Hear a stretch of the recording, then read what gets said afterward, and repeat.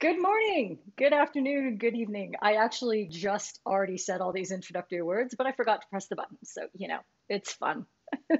We're casual that way. Good morning, all of you folks who are tuning in. It is 8 a.m. in Calgary, and I have big news. Make sure you're seated. Spring has arrived in Calgary. It is, we've had a few days where it's been in the teens. The snow is gone, at least for now. We are going to have another snow or two or five, whatever. It's no big deal, but it's actually spring. We're chasing the woodpeckers away. It's great. So the light is a little weird. I've got super duper sun coming in through my office, and I'm going to address that in future episodes, but looks pretty good. So I want to see who's on. Sarah, good morning. Good to see you. Stain, great to see you again. And you are in sunny Antwerp, and I'm in sunny Calgary. So thanks for coming. Andy, we will see you on the replay. It'll be good to see you when that happens. Who else is on board? We got people just packing in here, and for good reason, because we have an excellent, amazing guest today that I'm so keyed up about. It's going to be great. Good afternoon, Liam Sutton. Wonderful to see you. I don't know what you guys are doing, but I have a glass of French rosé with me, and I know this isn't a competition, but I feel like I'm winning, so cheers. Ian, wonderful to see you. Hi, Shelley. Oh boy, I'm gonna need a really good nap later on. Graham, good afternoon. It seems like everybody's tuning in from Europe, which is really good to see you. Robert, the Zeds are in the house as always. Great. Hi, Simon. Simon from Norwich. I hope I said that right. And Cookie's on board. Hi, Keely, and our special guest who I'm going to bring in just a moment. And you can say hello to him yourself. Mike D in Devon, good to see you. And hi, Paul in London. John in Bath, a hockey center of excellence. Well, thank you for your resume. I'm glad to know this. And Robert, as always, thanks for joining in. Awesome. All right. So while you guys are all getting all set, I'm going to make sure that you've got your game queued up. As always, so we are watching match 9 of the first Pro League season. So this is back in February 2nd, Australia versus Netherlands.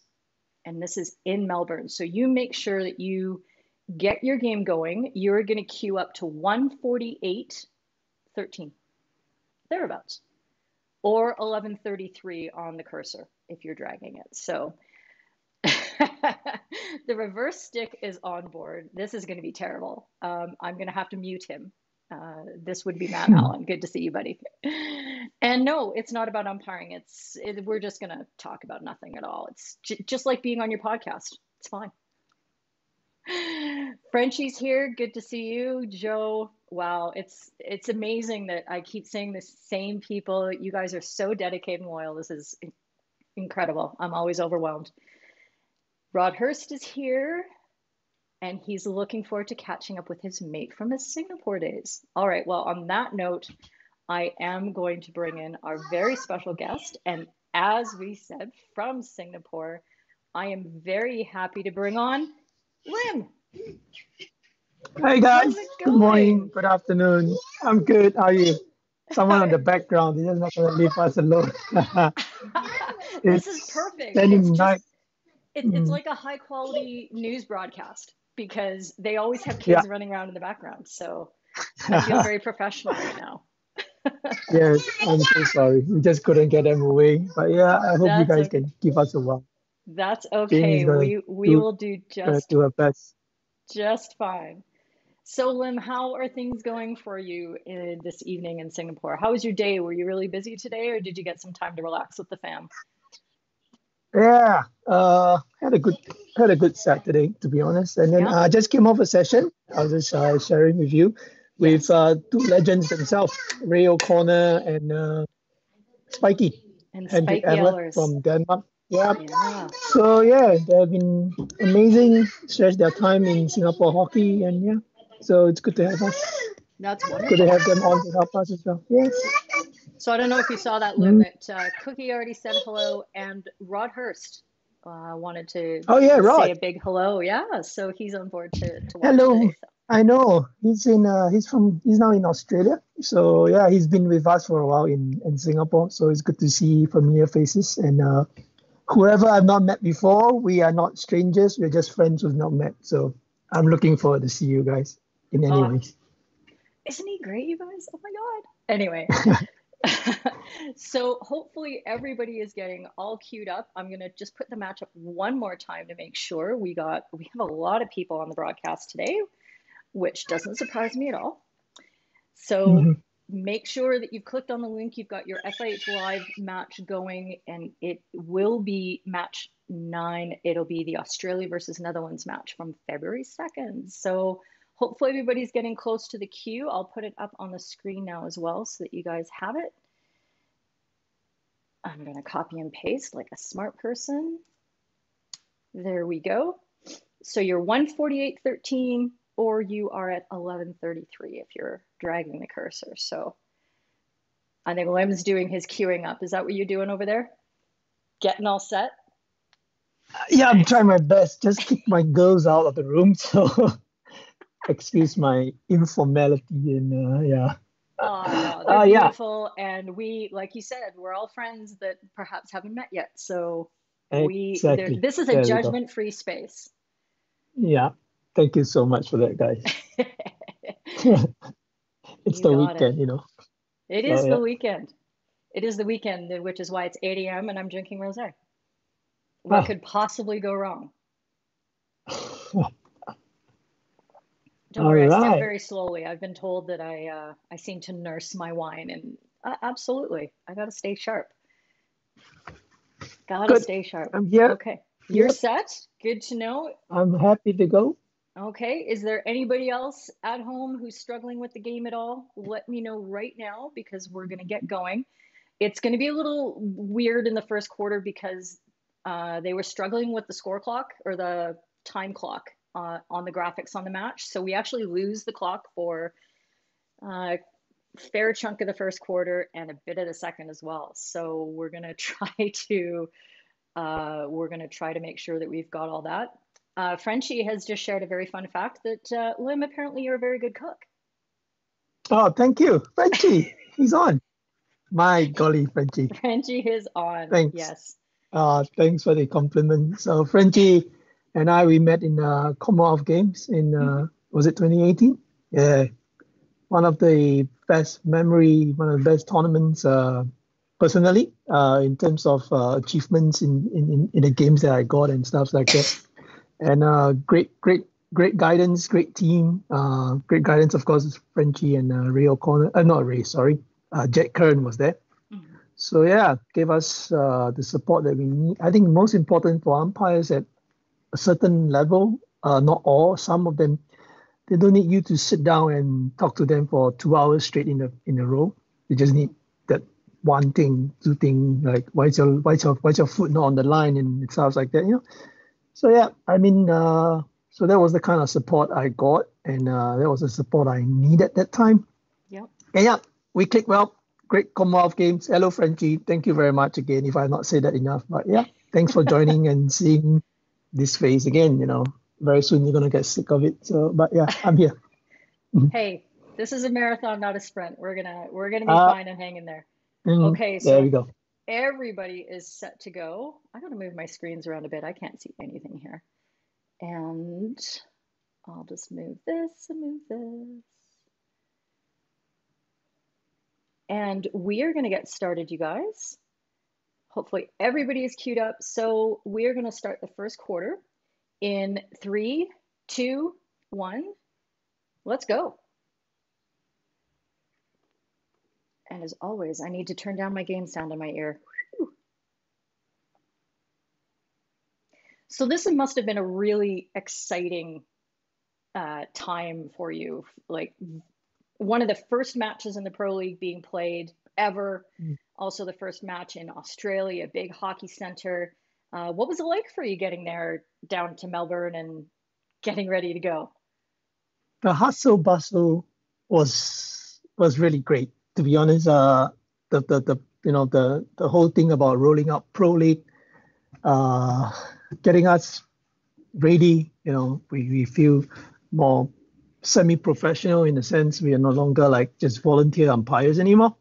So now there's an expectation on you to perform as well as the teams, because now they're spending big monies to be around the place. And then it got us a bit more, I wouldn't say wind up, but it's more professional, even more professional, I would say. It used to be like, let's do our fitness work, rock up, do our games and stuff. But now it becomes a bit more different. There's a lot more steps to take. Things are planned way before. We know what we want. We know what we have to achieve.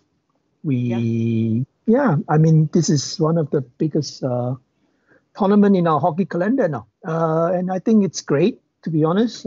We get to travel a lot more, get more hockey.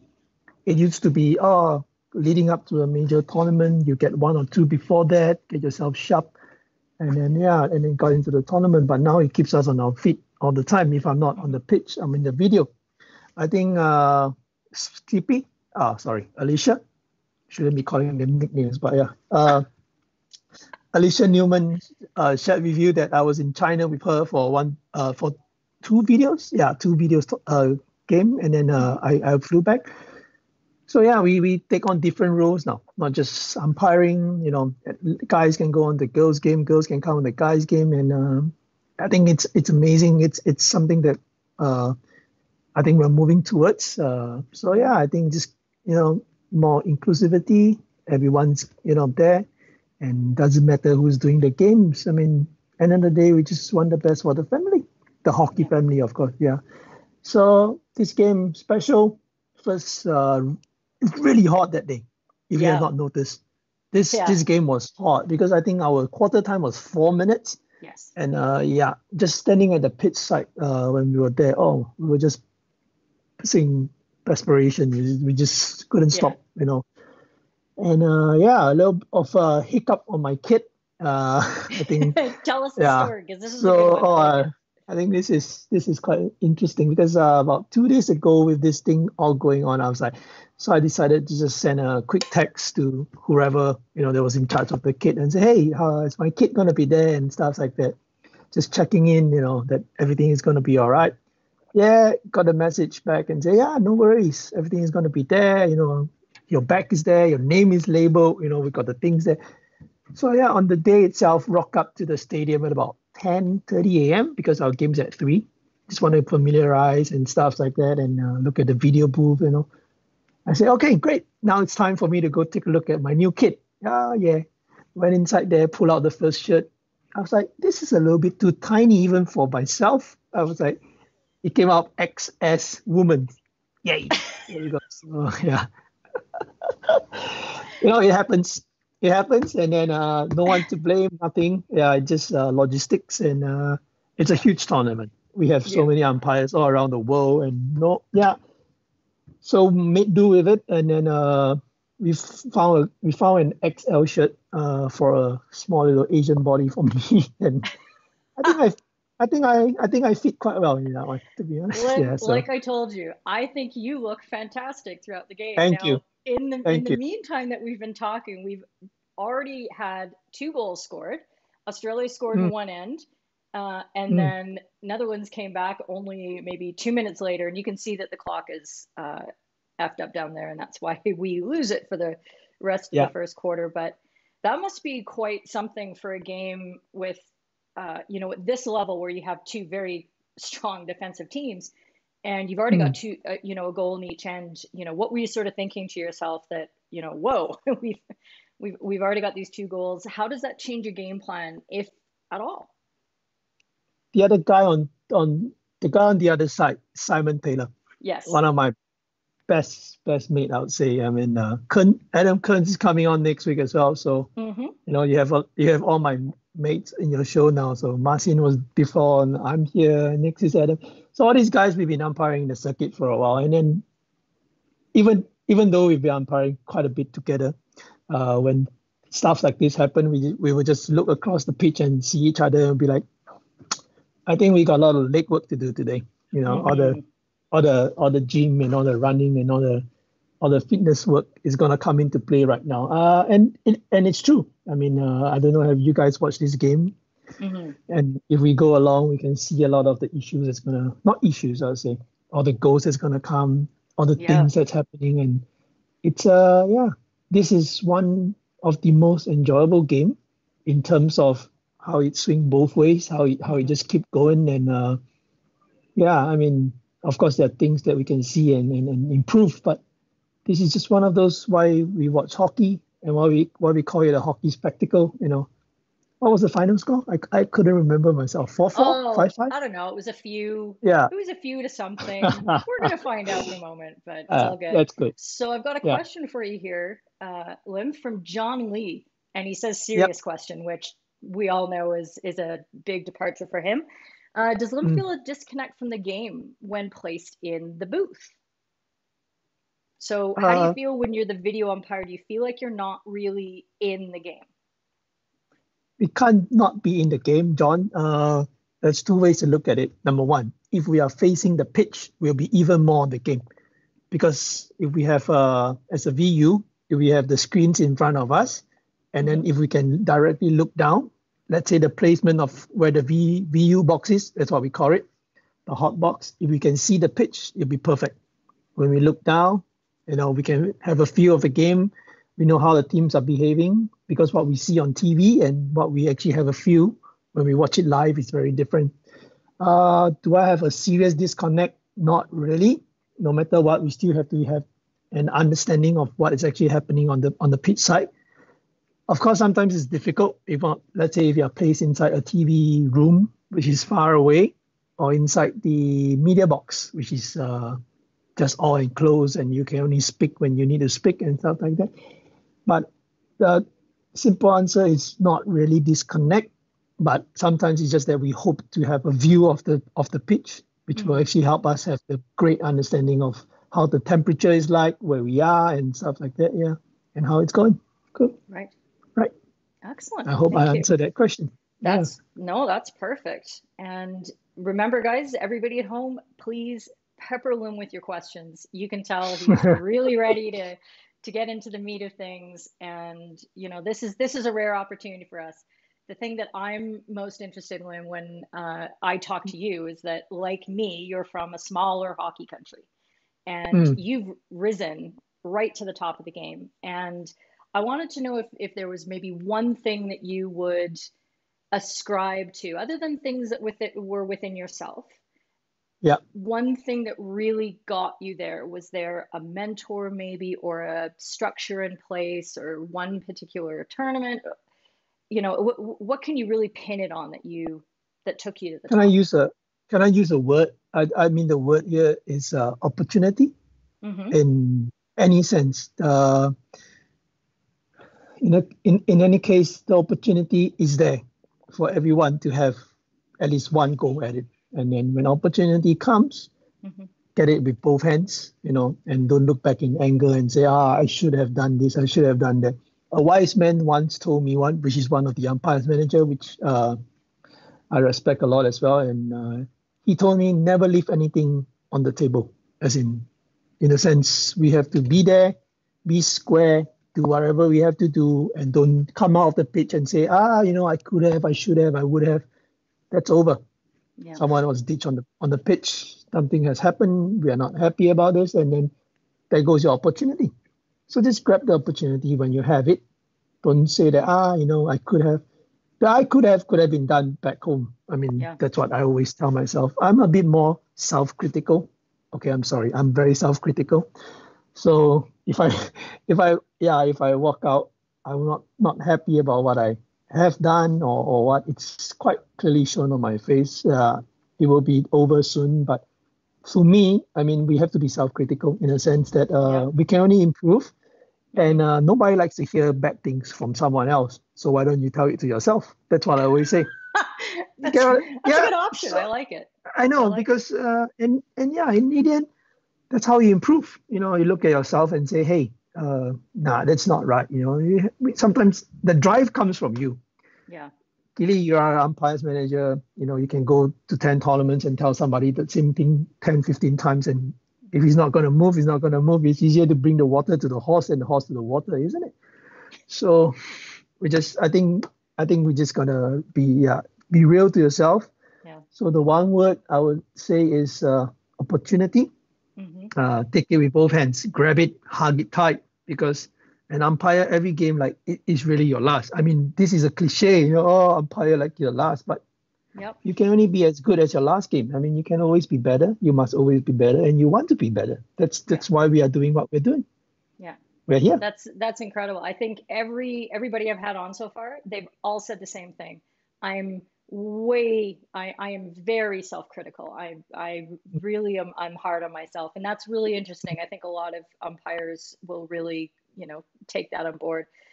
Here's a question from Jasper van Dorleman. Oh, I shouldn't even try. From Jasper. How many game plans do you prepare before a match with your colleague? How many game plans with my colleague? If you've been in the army, which I was just sharing with Keely a while ago, Singapore, we have conscripted army services. So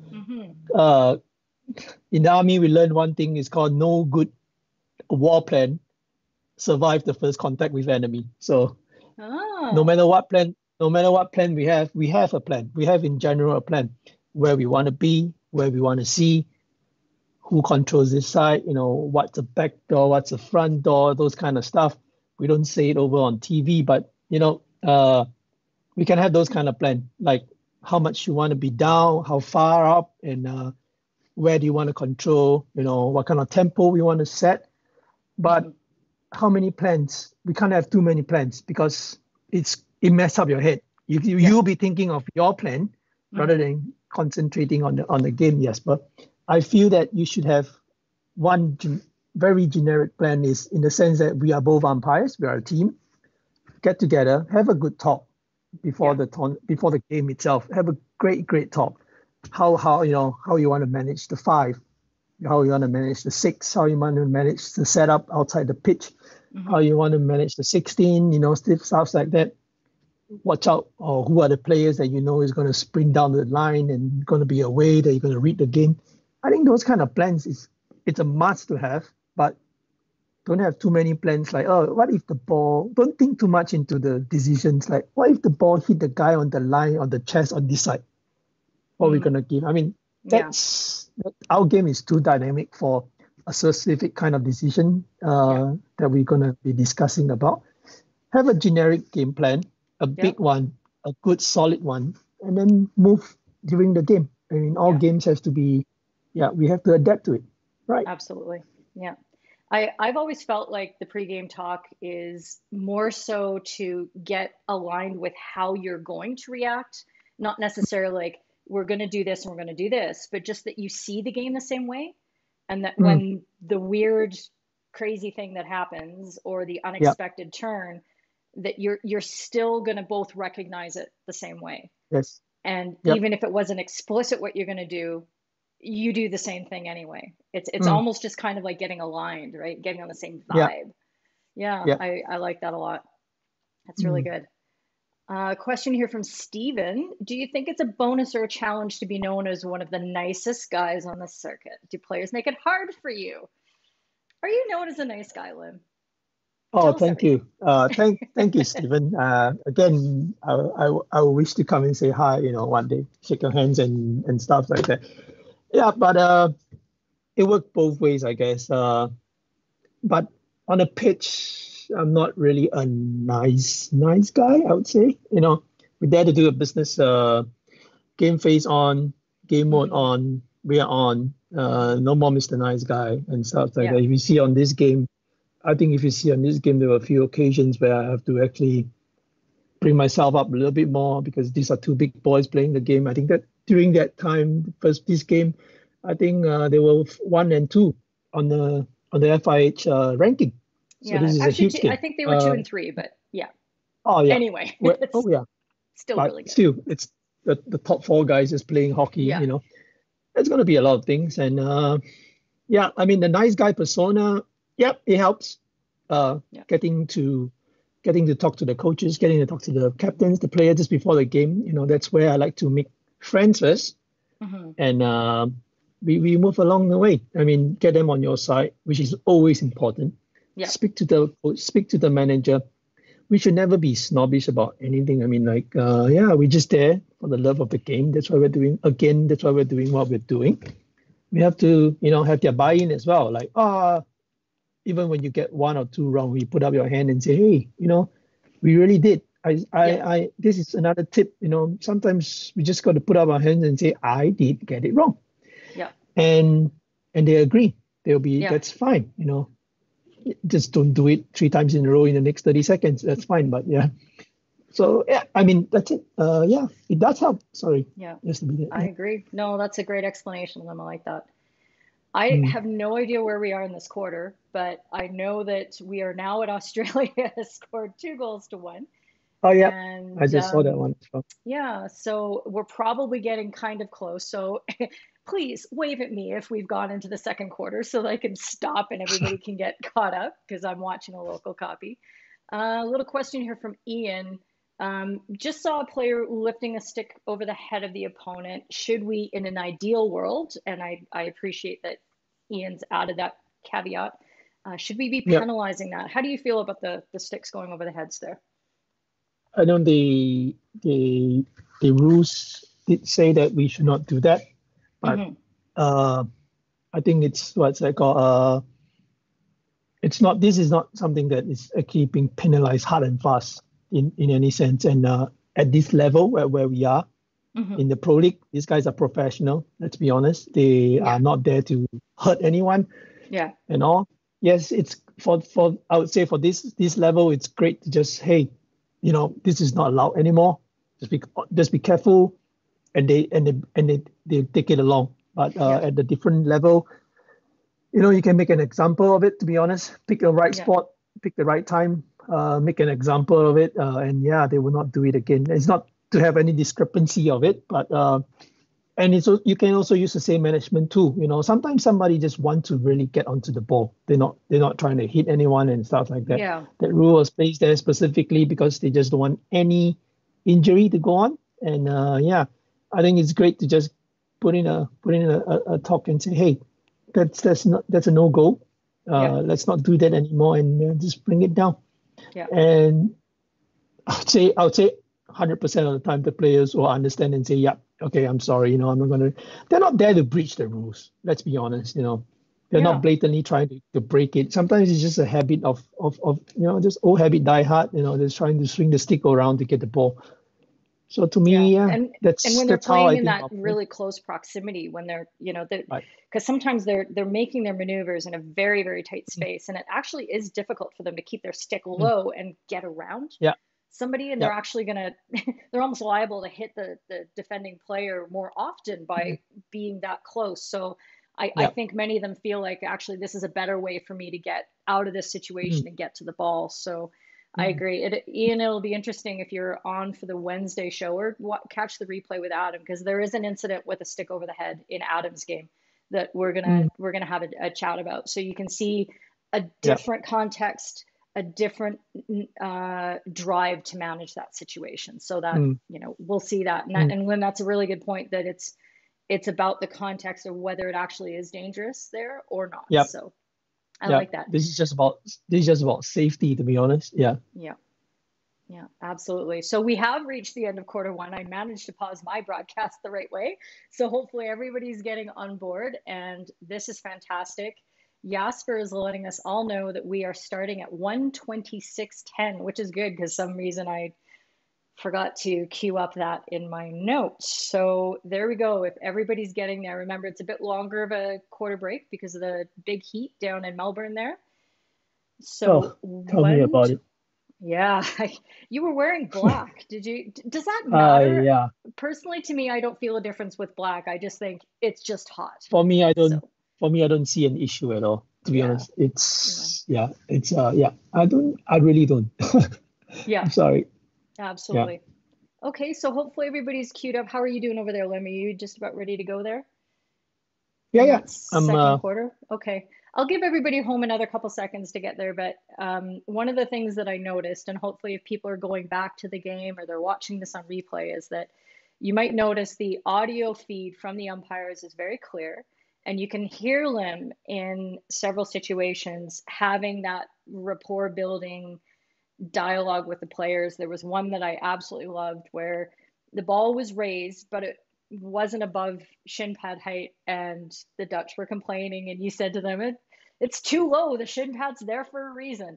And I thought that was adorable. Like, that's a really good, but it's a sound explanation for, hey, this is the rationale. Like, you've got a shin pad, clearly it can't be dangerous. So that helps show that you understand how the game works, and that the players go, yeah, okay, that's fair. So those are the kind of things that I heard you slip in, at not too regular, but occasionally with the players. And I think those are great ways to build your rapport, with them. And oh, look at that. We got Raghu on the broadcast. He's saying it's not too hot for you. So it's never too hot for Mr. It's never too hot for Mr. Raghu as well. Just let him know. Exactly. Raghu's going to come on the broadcast soon too, by the way, everybody. So get ready for that. It's going to be a hoot. I have some. It will be, oh my golly gosh. Yeah, there we go. That will be excellent. And I have some very good video, Raghu, from 2003. So get ready. It's going to be a good time.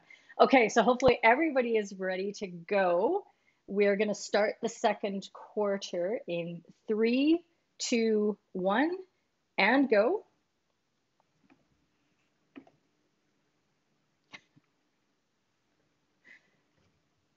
There you go. And remember, you just keep bringing on those questions. Oh, here we go. This is a good one from Mike D in Devon. Does the crowd affect you in any way, Lim, do you think? Not anymore. Not anymore. Okay. But not anymore. When I first started, I must say, I'm going to be honest, that's not anymore. Right now, we are just so into the game. We actually have no time to actually look up and say hello to the pre-goal on the stands anymore. So we just so into it. I mean, so much things that's happening. If you're not looking at the ball, you're looking at the players. If you're not looking at the players, you're helping your colleague. If you're not helping your colleague, you're trying to get back to where you're supposed to be, reading the game, just being in front. So not anymore. I mean, the crowd's there. It's great when people score a goal, the who and the ha's and the yays and, party poppers are flying. That is great, great atmosphere, and then when you give a great advantage, people clap, say, hey, hooray, and they give you the kind of stuff. And that's I think that's what it does for me. Yeah. Even and when you get something wrong, they give you the boo-boos, and at least you know where you at least you know where you stand. I mean, for me, I'm okay that it work. For me, it's okay to work both ways. We can't be getting there we go, Amber. Oh my golly gosh. But yeah, we can't have everyone. This must be something you say. Oh my golly. That's awesome.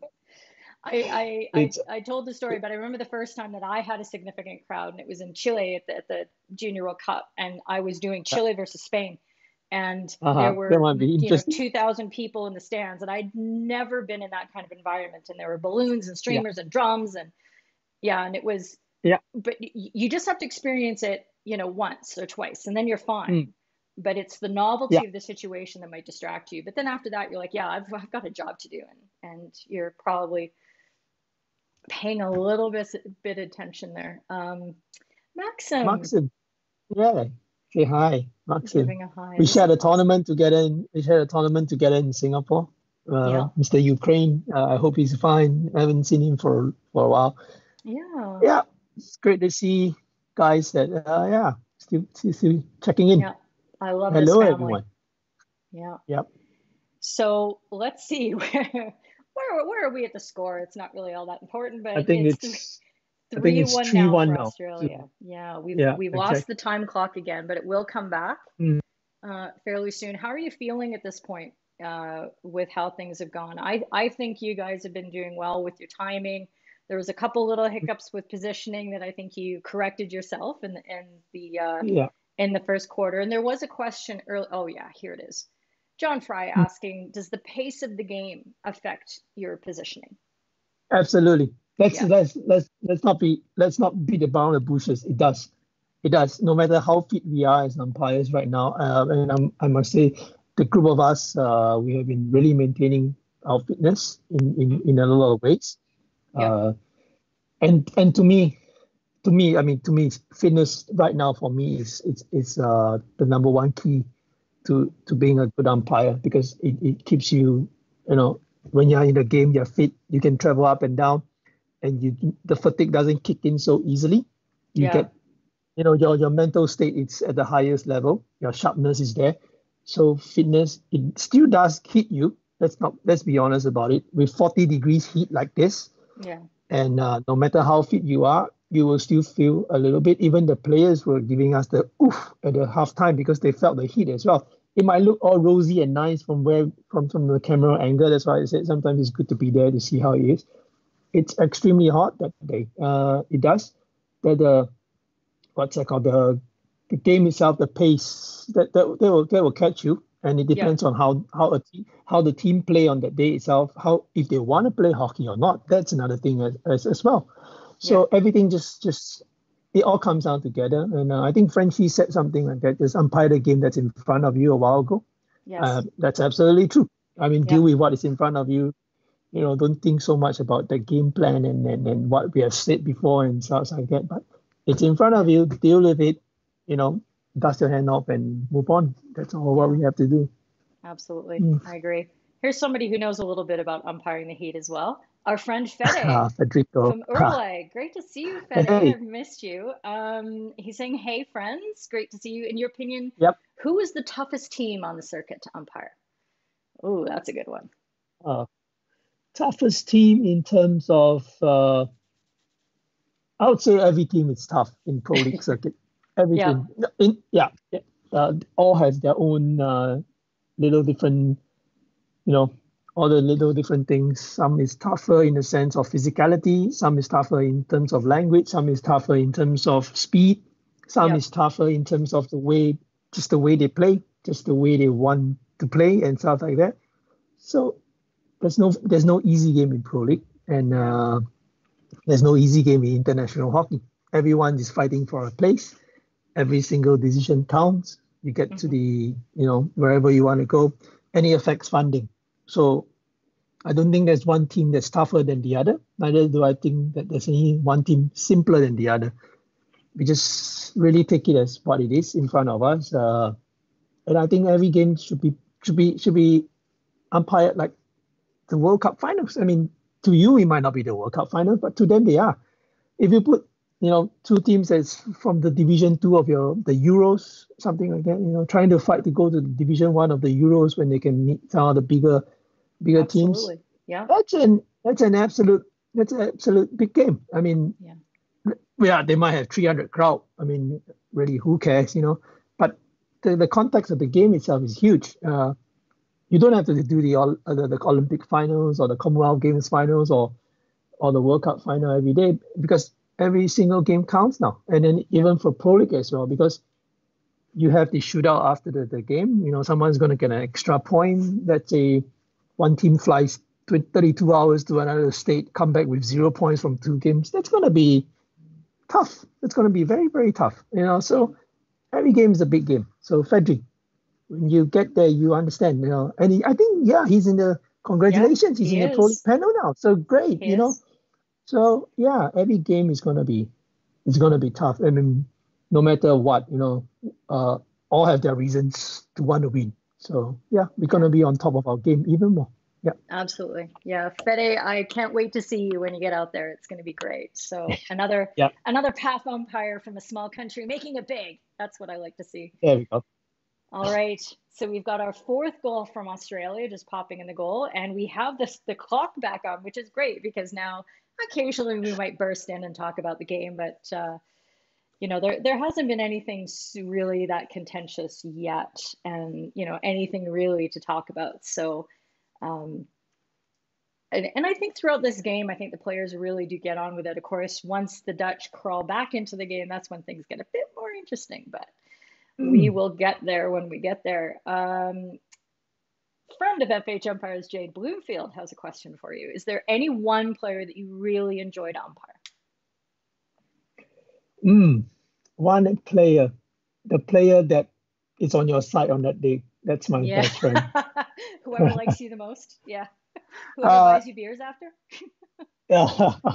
Well, we don't go that so much though. So Mm, no, I don't think we have. I wouldn't say one. I mean, all the players. Just, I'm not gonna give you a very politically correct answer, but it is what it is. I mean, that's how I feel about it, and yeah. maybe because of my personality trait as well. That as I said when we first started, we're not strangers, just friends we never met, and that's how I treat everyone with respect. And I know people treat me with respect as well, which I really appreciate. So I don't think there's anyone that's particularly nice to umpire.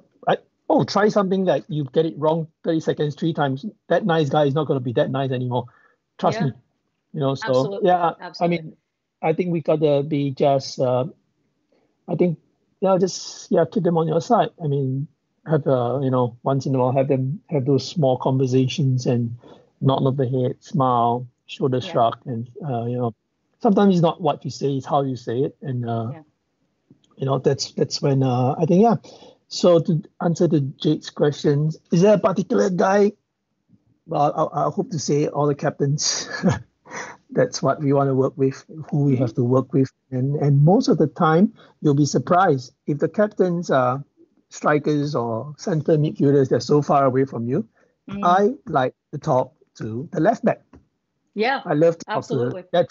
that's my nearest guy. And sometimes when you Yeah. run past him, then just give him a small little talk, and they will give you a Yeah. smirk, and they understand you because you're running just as much as them. Most of the Yeah. time when I'm beside him, he will check over his shoulder and say, "What the hell are you doing here?"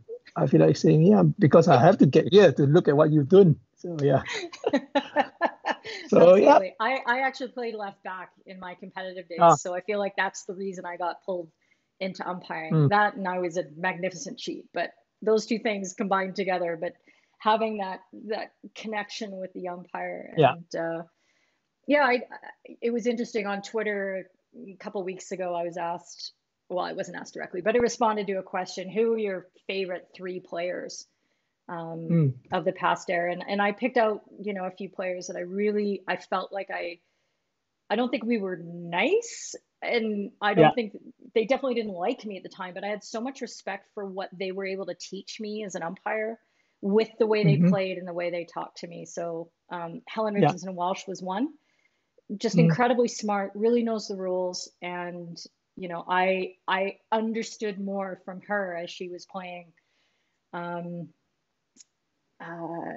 Mechi Margolo from Argentina was another one, and again, she took some mm, time after a match in Barbados that we did, and she explained to me everything about aerials, and they were just coming into the women's game at that point, and she was able mm, to do that with me. So there are players I think you develop it's not a it's not like a cozy friendship, but it's a really healthy respect. And I looked forward to seeing those players because I was like, this is going to be good because it's not going to be a sort of a damage control issue. It's going to be yeah. I'm going to learn something from this sort of event. I, So I think at the end of the day, what we're trying to create is the environment for a relationship mhm. rather than a one-sided conversation or one-sided talking Yeah, down to players make mistakes. They understand. I mean, we are right now in the era that everyone knows what they're supposed to do. I don't know, are you guys watching this? That the penalty corner that was just inside the 25 meters.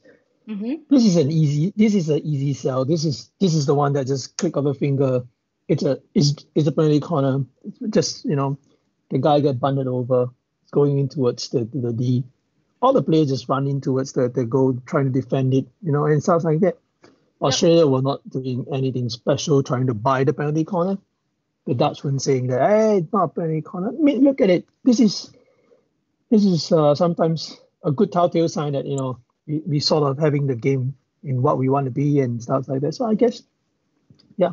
So relationship. This is also a kind of relationship building. Like we got it right. They're moving on. No one's whinging, no one's whining. I guess we are yep, on the right track. This is also a signs that tells you that okay, we're all right. Yeah. yeah, Mm. absolutely. I totally agree with that. We're gonna have a clip at about 2:10, by the way. So everybody who's like wondering when I'm gonna start showing a clip, we got one coming up. Yeah. Um, there we go. Quick question from John in the meantime, though. Do you enjoy the banter with the players? Sort of. Ha! Sort of. See, I think Yeah, everybody thinks that you're just like a happy-go-lucky guy, but you're not. oh, I'm not. Yeah, I do. I actually do. And yeah. So it's like that, a little bit of like a tug of war Yeah, sometimes. How much you absolutely. want to release for them to play and how much you want to hold back and how much you want to say no means no and how much you want to say that's fine. So yeah, I do, John. Love it. Actually, that's how we get it through as well. Hmm. It's not it's not fast, the game. I mean, the game is fast. I mean, the clock is not that fast. So yeah, I don't know if you understand the context of what I'm trying to say, but so a little bit of a little bit of a banter just wouldn't hurt anyone. So yeah, Yes, and, exactly. that's all. Yeah. Yeah, all about moderation. So yeah, in about 20 seconds here, we got Which a call one? coming in your end. There's been a little bit Uh-huh. going at the other end here, but this one's really interesting because you have a little foul just outside the circle, which is about Yeah. to happen at 2:10. And there's a Okay. lot of Sorry. bodies, a lot of bodies. And you You call it talking about? the 5 meter Yeah. there. Yeah, the five Okay. meter Yeah, I infringement. saw this one for Matthew Swan not being 5 meters. Hmm. He actually breached more of the second rule, not just about not being 5 meters. He breached the second rule of approaching out. He was not Right. on the line. He wasn't allowed to shadow. He was inside the D, and then he ran outwards, tackled the ball Oh, after. excellent. If you look at the whole thing altogether, and why was I so clear? Because I saw his starting position quite well, and then I Hmm. saw him just sprinted out. This is yeah. I just saw him. Yeah, if you wanna slow down a little bit after that, if you see his starting position from where he was, Yeah. he stepped So back in and now he's, he comes out. Can you see that he yeah, just dashed out and then he wasn't even giving that guy a chance to play?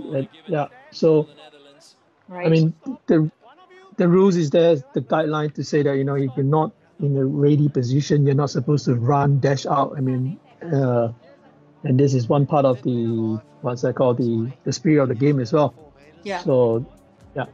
So Okay. I mean that Yeah, I think that's I quite slow it clear. down here if everybody's watching the clip, Mm, and I freeze it right, and you can see that Swan is just yeah, he's already in full flight and yeah, hasn't moved back yeah. that 5 meters. So And it's a very it's a good sign in the sense that if you see the rest of his players, they just walked off because they knew exactly what happened. He was the only guy who was convinced that I made a mistake. But the rest of the player, you look at the turnaround, head down, and they just walked in. So I mean, this is to me another sign that I'm going to just stand my ground. I'm not going to say that I'm not even going to ask him if he wants to review it because 99% of his players are inside the goalpost, yeah, and if he yeah, wants to, he'll be the odd 1% out. So these are the cues I take during a game. I will look absolutely. left and right, a quick glance on C. The best person to look at sometimes at this situation is the goalkeeper. He has Yeah, absolutely all the things that, yeah. So yeah, absolutely. Mike D just asking if there was anything, mm, a little this more on is the this is negative the side with, or was he just this asking? is the ban this is the banter that we're talking about now. Ah, you have a Things like different this, idea what a banter little bit. is. Yeah, no, for me, this is a little bit. They're trying to put it in like a shoulder nudge when you're a player and stuff like that. But no, I don't think it's abusive. He's just being, hey, me, you sure it's me? Things like that. Yeah, So this is the kind of thing he wants you. See, I think they work on your psychology as well.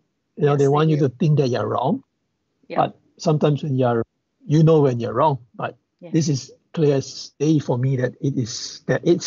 And then with all the other body language and telltale signs from the team, I mean, it makes sense that I'm just going to stand there. I'm not even going to have a choose my conversation, I would say. And this time, I'm not even going to have a conversation because there's right, none to be had. If right. if I have one, it'll just be inviting them to say everyone are going to start asking. That's why if you have seen me moving around there just now, yes, even though I should have stood my ground, but why should I? Because I can give them more space. If I stand there, it's just like inviting him to talk more. Right. I took a few steps outwards and say, you do your stuff. If you want to challenge, just come straight away. If not, I'm going to play the penalty corner. Yeah, that's my deal for this one. Absolutely. Okay. We're going to restart the broadcast. So we're at Right. 2:02 and the players are just getting set up for their penalty corner. So we're going to start in 3, 2, 1 and go. And I like that, Lim, because you're raising something that I've paid a lot of attention to in terms of what umpires do when they've called the penalty corner and there may be a conversation happening. Do you stand still? Do you move? Where do you go to? All that kind of thing. And I'm a bit more flexible in sort of an approach now that there are times where you actually do want to move away and give the players a chance to not follow you, as it were. So that's a nice little tip there from you to help. I like that. Yeah.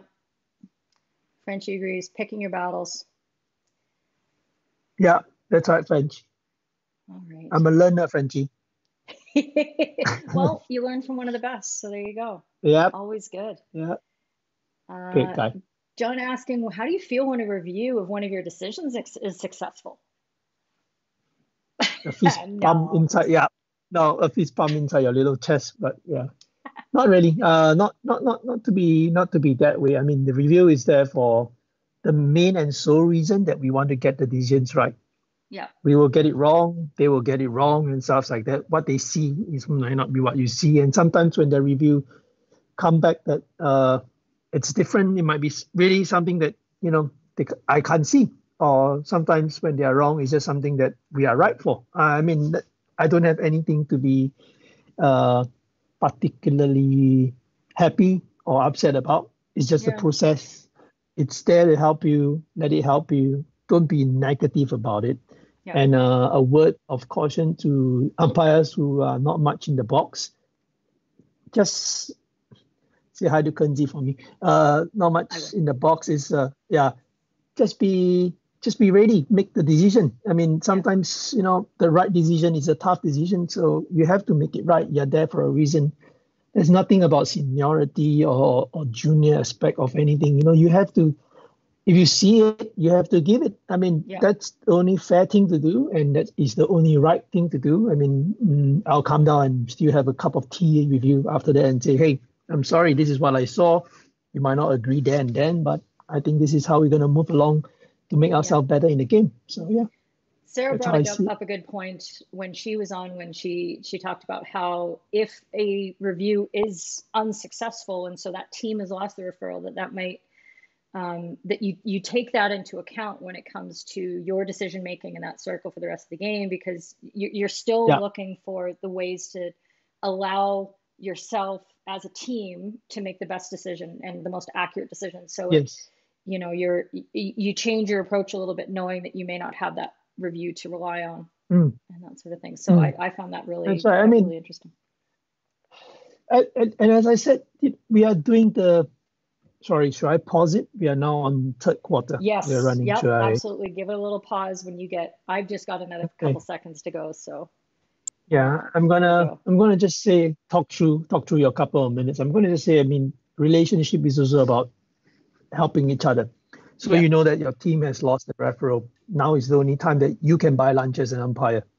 So if you really think that you have an issue and you think that it's worth a check, and you think that it's great to check and just be absolutely sure, sometimes why don't we send it up? That's my question sometimes to myself and to everyone else as well.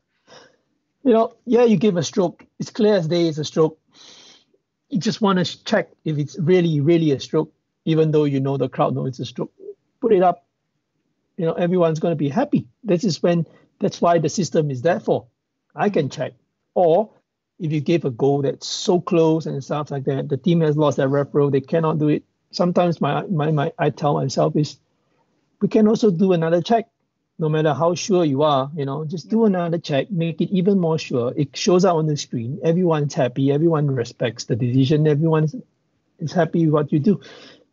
As I said, it's a relationship, and it just keep going. I mean, you help them, and they will definitely help you back as well as player. That's when you become you have a best friend in the players. I guess that's how it works.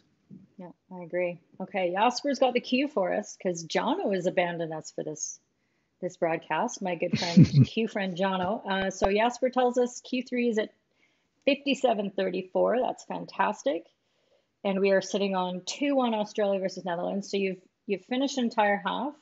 And actually, yeah, we've got a few minutes before anything interesting really happens in the third quarter. So we'll just make sure everybody's got queued up, and then maybe we'll talk about how you're, what you're thinking about as you're coming into the second half. You've had a water break, which I'm sure you were in good need of there. So if everybody is ready to go, yeah, Frenchie there just agreeing that maybe umpires should use their self-referrals a little bit more on the big ones.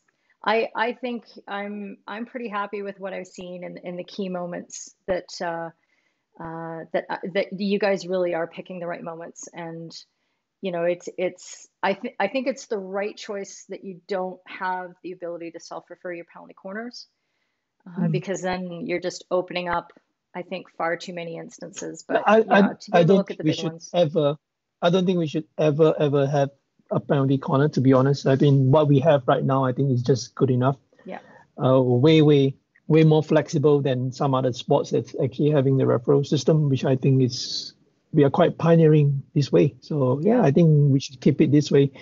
And I'm very proud of our referral system, to be very honest, because I spoke to some of my colleagues locally. They are FIFA referees, and I mean, not to mention, and spoke to them, and they asked us for our ideas, like what hockey's been doing, and how we've been doing it, and yeah, sometimes we share ideas, and yeah, I don't know how much they will take it on, but at least they find it's refreshing. It's things that it's flexible to them. It's flexible. So yeah, this is something good to know that we are pioneering the way of video referrals. It's great. Yeah. Yeah, absolutely. I agree. Just agreeing that you're helping to build the respect there.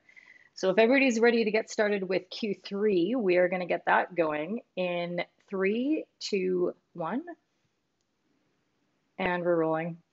Actually, I still have the players walking off the pitch, but don't worry, I'll catch up.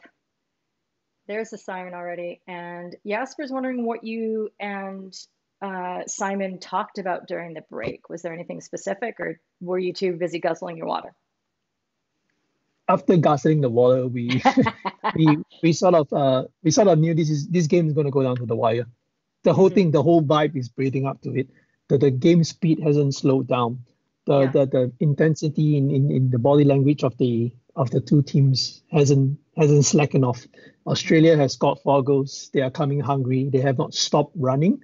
Yeah. The Netherlands hadn't stopped defending and running and attacking. So we look at each other, and our very simple, and can I say, the way we talk, right where we are, as in just we look at each other very clearly and said, we're gonna let them play, and we'll for us, because both of us as umpire with each other so long, so much, that we know how each other wear our trousers sometimes. So in that kind of sense, so that and we knew when we're gonna pull the plug, when we're gonna be like, hey, that's not gonna do it, and when we're gonna step up and stuff like that.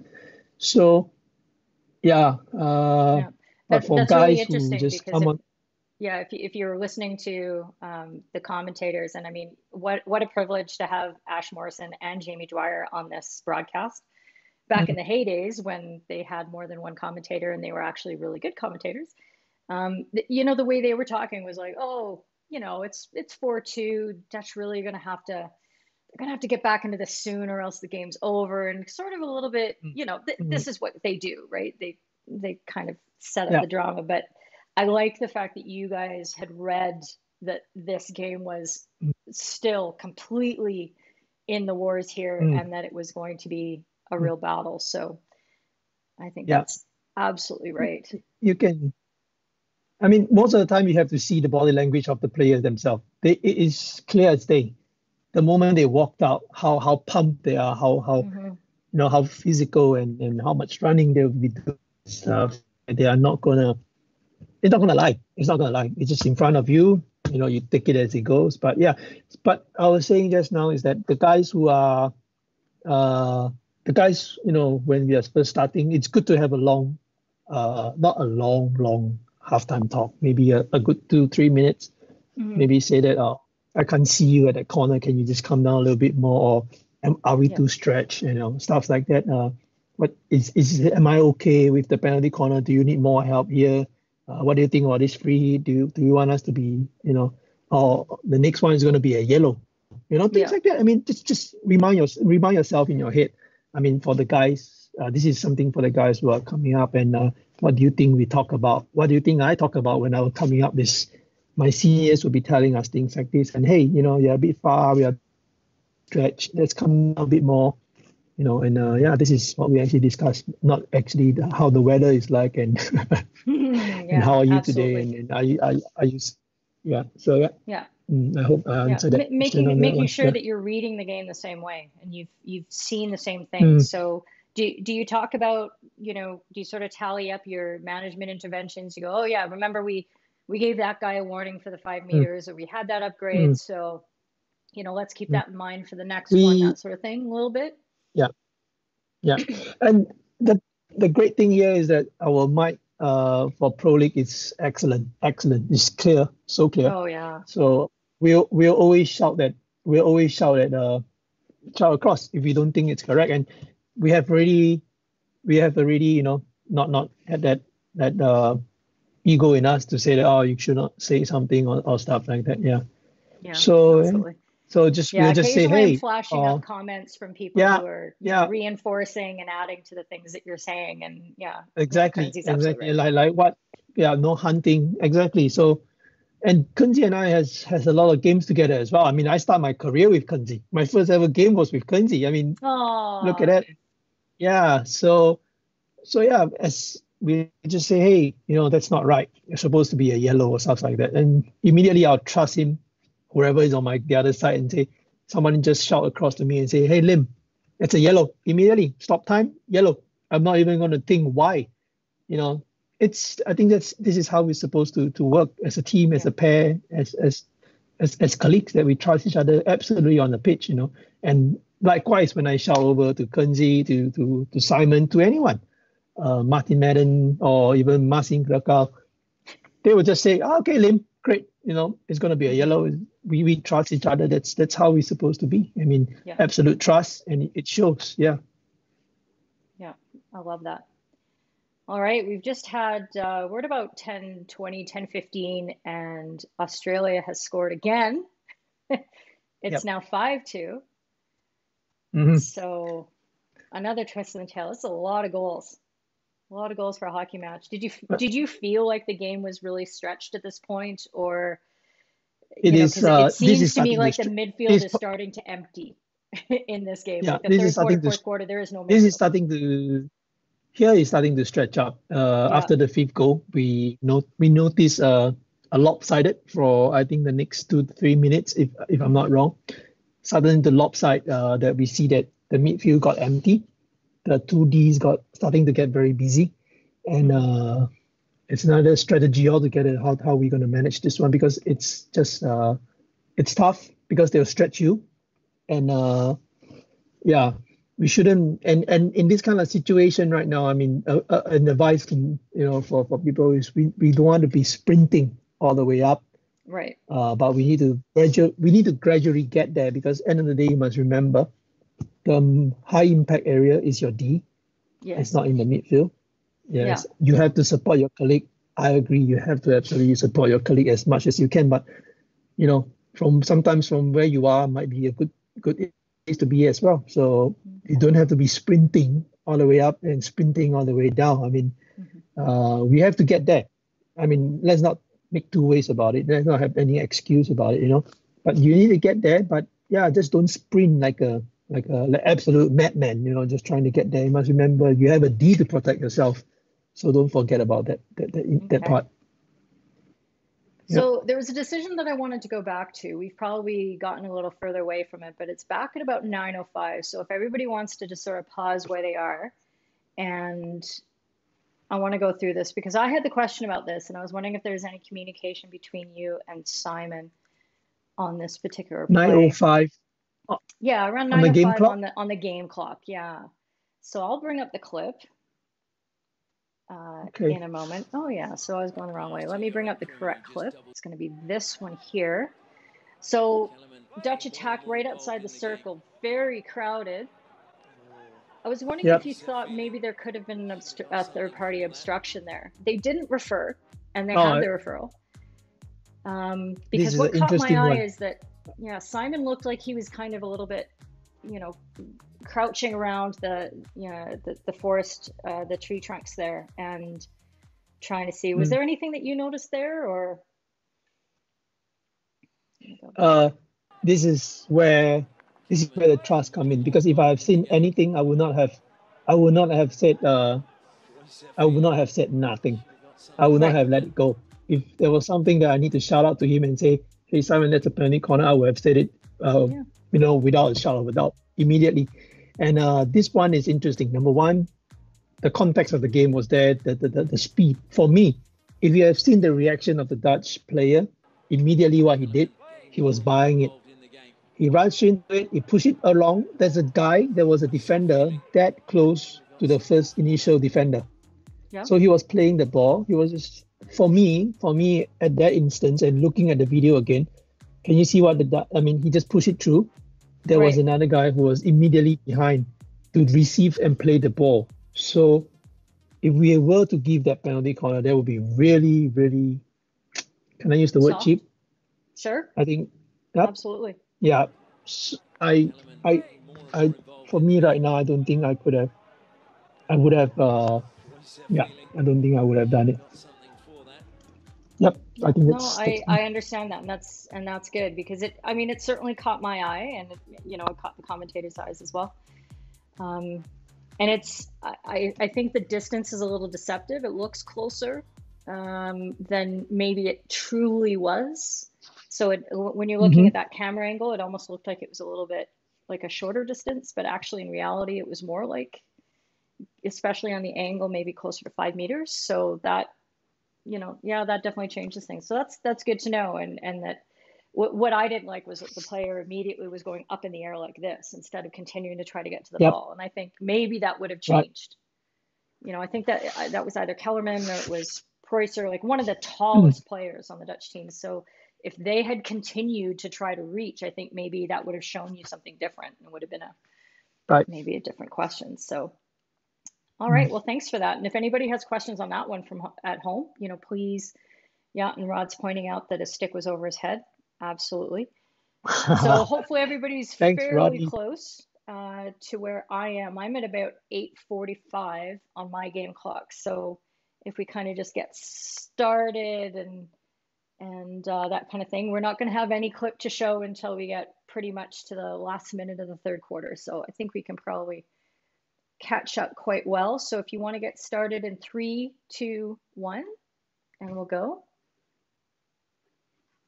Yeah, Ian's adding here that the defender can't evaporate. So yeah, absolutely agree. And Mm, yeah, you're hearing lots of people agreeing that the stick over the head is something that they look at saying, well, you're not actually going to be playing the ball. And that's one of yeah, those tough things because we talked about the stick over the head earlier and that they are, in a way, trying to get around. yeah. And look at the But scoreline. sometimes Look at they're what just they're trying trying to to do. show. And look at the scoreline. They're down 5-2, so everything goes now. They're gonna try for everything. I don't blame them. I mean, yeah, if I'm playing, I'll be trying for that as well. So Yeah, me too.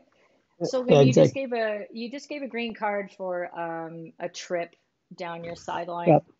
Mm-hmm. Um, that I mean, easy card, but I think what I Mm-hmm. really liked about that and what I would point out uh, to more junior umpires is that in order to see that kind of play, you have to create an angle off that sideline, right? So Yep. if you got caught in the train tracks, maybe you wouldn't see the stick because there'd be a body in front of you. You wouldn't see that trip coming. So, Mm-hmm. Lam, I figure that you had a really good angle, Yep. one way or another, to be able to see that and easily given, right?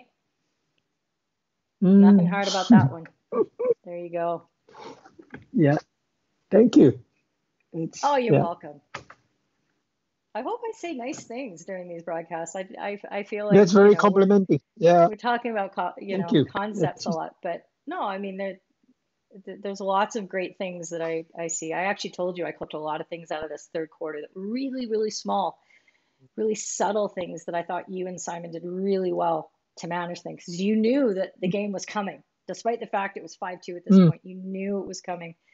And there's little things about ball placement and getting that green card mm, right and mm, understanding the difference when a ball is a little bit off the sideline and where that's a problem and where it's not a problem. So yeah, yeah, there were a lot of yeah. things in this. We're at 6:30 now, and you've called a corner.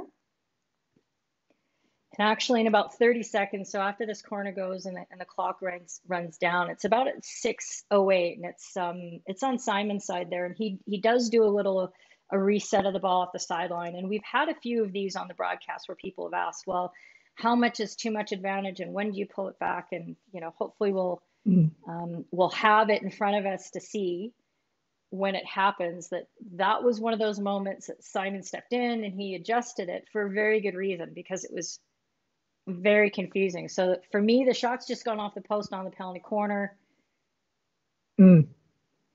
and which is amazing. We had a couple posts in the game. I think the same one. I Post was just, very busy attracting the ball yeah, to himself. I might just lost you on that one. I'm 6 minutes 20 seconds in the game, so I'm not Oh, too sure perfect. where So we you're are. getting there. Okay.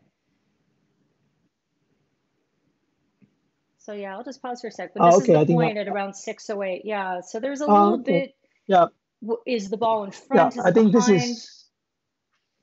Mm, And there's that little adjustment because the defender is set and yeah.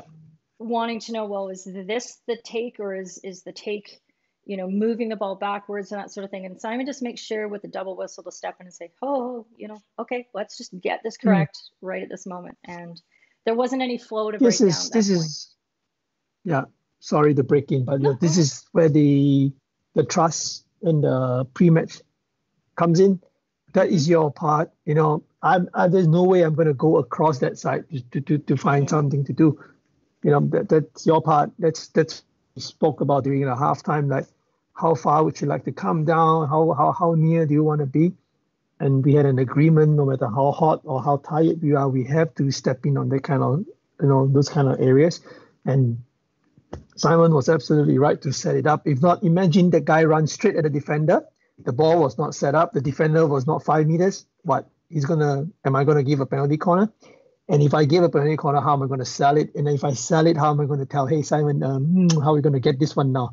If it Exactly. happens on this end, can you see this is it's like a domino effect that we're going to have Mm-hmm. some issues.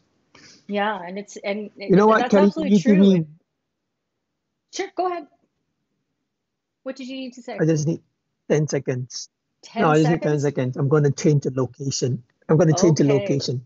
Okay, so we're all going to pause at 4:30, okay? So everybody's going to pause at 4:30 so Lim can have a chance to reset, and I'm just going to continue on that point that Lim raised because I think it's a really good one.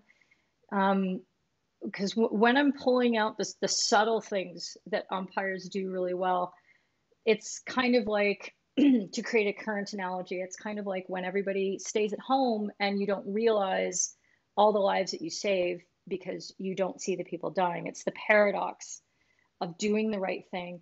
When umpires step in and take the right management approaches to do the little things, you don't see the knock on effect of that contributing to the next decision that might not be quite on par, and then that, and then that, and then how everything builds up. So a well-managed game is one that you don't really notice all the great things that have gone into managing that game really well. And conversely, I've really worked on analyzing games in order to pinpoint that one moment. If the game goes squirrely, at the end, sometimes the turning point of the game can be 20 minutes earlier, 25 minutes earlier, and that's when you don't know, you don't think those two things are connected, but they absolutely are. So I'm just going to go back and make sure that I've got Lim back online here. Oh, there he is. Well Hello, done. I'm back. Hello. Told you It's I'm good going to to be see. quick. I was all worried that I had somehow lost you there, but you're back. Currency just chiming in here. You got to do the right things to set the game up. So while you were gone, Lim, I was just talking about how the little things prevent big bad things from happening and piling up, like you were Mm. talking about. And sometimes you don't notice because the bad things And haven't happened. It's that yeah, paradox. another thing that we always like to say to players and teams, it's no surprises. We don't Right. like to give them any no surprises, so they know when we are setting up. We know what we are setting up. They know how we want it set up, and a lot of times when they say that I don't know, but they actually do. I Yeah. just want to see that's the banter that we have now, Yep. how much Yep. they can stretch that little limit of yours. And sometimes I have a short fuse, to be honest. And yeah, as much as We a are nice getting guy, to but know I the do, real Lim now. I The know real Lim. in a game it's a different thing altogether. In outside, yeah, and stuff like that. So Okay. So how are you behind that doing with your smiley game face, clock there, Lim? Are you how I are you doing on am, your setup? I am, just give me another, Sure. We're looking for just give me, 4:30 on the game clock if that helps you. okay, I'm just 20 seconds behind, so No problem. You go ahead. In the just meantime, say I'll bye bye just to everyone. share. Oh, hello. You're gonna Bye bye. see Yeah, it. she's gonna sleep now. She just want to come and say bye bye to all. She need her Oh, screen time. All right. oh, she's Thank so you. lovely. Good night. Yes. So just what Stephen was mentioning there is that he's noticing that you and Simon are stepping more into the pitch and Yeah. getting a little bit more in. That's just part of your asserting your presence a bit more when you're realizing that things are starting to move. It's time not to be that laid back. It's time to be like, Mm, we're right here and mm. we are gonna be here for every minute for the rest of this game. So Yep. Yep. yeah, good observation. That's All right, so I think we're all at 4:30. Simon Begg, you are on at 4:30. So if we are ready to go, we'll start in three, two, one, and off we go. So yeah, with 50 seconds left, we'll have one more clip. And actually, we'll watch that through that 50 seconds because there's a couple plays because we get two green cards in quick succession. I don't know if you remember this one, Lim, because I'm I'll sure that try the to. umpires at home are going to have a question about this one. Oh, cool. But anyway, in the meantime, we've got. I think this is the only video referral of the game, or maybe there was another one later. But Alicia getting in the action here with a video referral, and it's just a question of danger or not danger on a raised ball on a little dribble. So these are all really difficult to. I can't actually hear what was the question, but yeah. Yeah, I just remember from watching it that I think the question was whether the where the ball came across. So right now we're just at the replay part, and the Dutch attacker is just driving the left baseline, which is obviously one of the toughest places on the pitch for us to see, Yep. and Okay. whether the ball And deflects up. And yeah. it's something that neither of you are really going to be able to assess to this pinpoint Mm, accuracy that Alicia gets on the referral. So, yeah. we've talked before in previous broadcasts about what constitutes a dangerous ball and the above the knee and below the knee and all that kind of thing. But there's a lot more that Mm, goes into it as well. The velocity of the ball and the proximity of other players, the distance away the ball was launched, because we're looking for whether the yeah. defender could protect themselves, right? It's not just a, Yeah. hard and fast rule. So, Mm,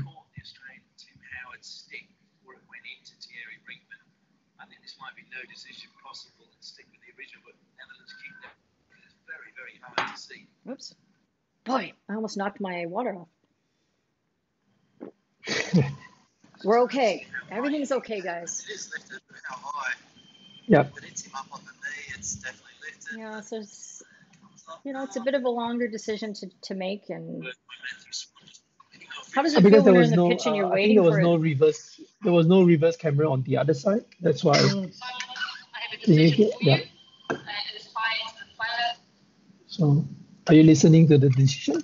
yeah, yeah, I Uh, just was. so it So, was lifted high. I mean, I think there was no reverse. I was saying there was no reverse camera on the other side because right. that would be clear as day, Yeah, straight on, easy. But because we're depending on that one camera coming up on the top, and there was one behind the goalpost when they showed.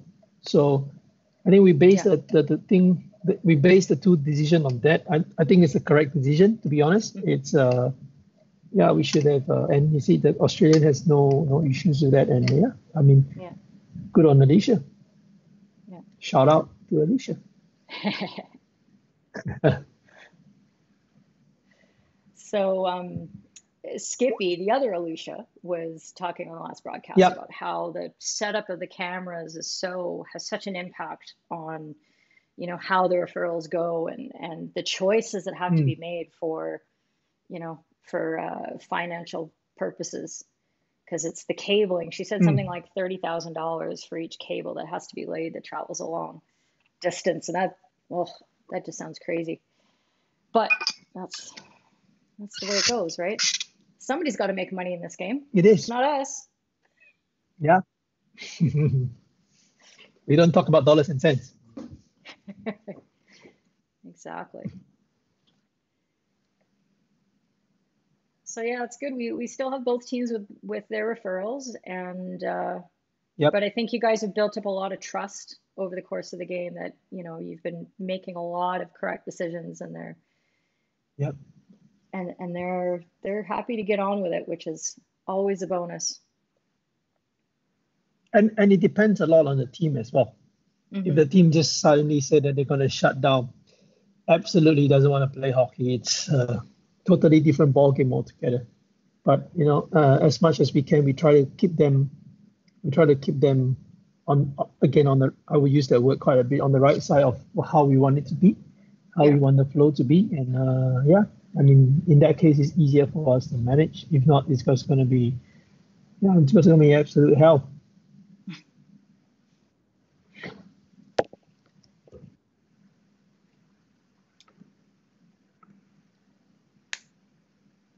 So we're just at the 250 mark with the penalty corner. I think you gave Simon a little help on that one. I think he was unsighted on the foot, Mm, happened near the top of the circle, and yeah. he would have been behind at least one of the players and that sort of thing. So even the commentators like, oh yeah, we think he got help from his colleague on that one. So there you go, another Mm, kudos.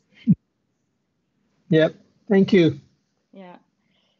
This was one of the games actually, and another reason why I think this is a great game from a hockey perspective, and just for the sake of the game, is that the commentators really just didn't talk about you guys very much. They didn't need to, and they weren't questioning anything that was happening, except for the few things that it was completely legitimate to have the conversation about. And so I think that makes for a Hmm. better game. And so you guys contributed that, you and Simon on the pitch, and Alicia, and then having skilled commentators. Really interesting tackle that just happened there at 2:15. I love it. And again, an accurate decision, but you saw the Dutch player Mm, dribbling in, and uh, Hayward laid an amazing tackle, was able to get a stick down right beside the Dutch attacker just as he was going to mm, shift and try to cut to his right, and he ends up going over top. And Simon very rightly yep. is showing, yep, just keep playing on. And a lot of people, I think, would react to the bodies flying and call Yeah. something. Whereas if you stay Mm, calm and you watch what the defender's doing to make sure that he's doing the right thing, then hmm. you got the chance to make the right call. So I love that. Yeah. We. I mean, I read This is something that I read on a management book itself. It's like when the temperature goes up, your head goes down. I mean, I don't even know, does it make sense? As in, so Yep. when I translate that management book, the teaching on that book into a hockey game is when the temperature on the pitch goes up, your head supposed to be stuck inside a freezer. You, you're supposed to go the other way, not going in parallel. Because if the game goes up and you goes up, oof, we're going to have a volcano waiting to erupt because when an umpire is jumpy, when an umpire is stressed or even anything, they're just gonna just make the whole situation worse. You can either diffuse it or you can actually just make it worse. So yeah, I think most of the time as umpire we try to diffuse the situation instead Yep. of pouring more gasoline in the fire, and it's just gonna be we just don't want that to happen. Just not what we want to see at all. Yep. I agree.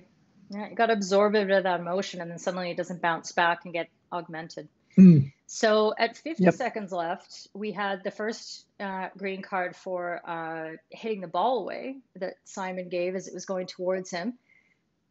And as we're wrapping down this quarter, and I'll go back Yep. to it on the clips because it's nice to see both of them because they are so similar.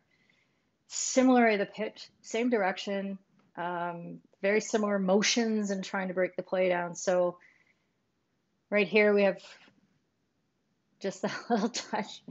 And as soon as the defender touches the ball, he's like, no, no, no, no, no, don't do it. So anyway, we'll just get to the Yep. end of the quarter and then I'll go back to the clip so we can see both of them. So we've just had the horn, so if everybody's going to get queued up while I show this clip because I found it really interesting. Here we go. Oh, this one. So Yep. yeah, so here's the first one. So I can't remember, I can't say his name properly, but that Aussie defender is the first one. And Back is just like, yep, I'm scanning. He knew the card was coming. And Yep. then this is 45 seconds later. And you have that extra little touch going there, which, well spotted. In the first quarter or in the first half, I can't remember. I mean, we gave I don't know, was it me or was it him? It was you. I gave a big shot. Oh, okay, thanks. Yeah, because from then on, after that, I don't know, can you hear it onto the mic? I did tell him that, if anyone does it again, I mean, that was a big clear sign for both teams. Yeah. So I don't know, did we hear it on the mic or was that a halftime talk? There we go. Was it a halftime talk that I said? The next one is off. You said it on the mic, so we absolutely heard it. Yeah. Yeah, so easy. I mean, again, that's when we call no surprises. So when you play the ball after the whistle, off you go. I mean, we're not going to tolerate that because what happens if it happens in the 25? Even, what, you want us to give you a penalty corner? Could it be too harsh? I'm not too sure. Depends on the impact of the game as well. Can that guy run straight into the D or stuff like that? So yeah, I mean, so midfield area, it happens, best place, nail it, set our standards. And yeah, it works one time. The other guy does the same thing.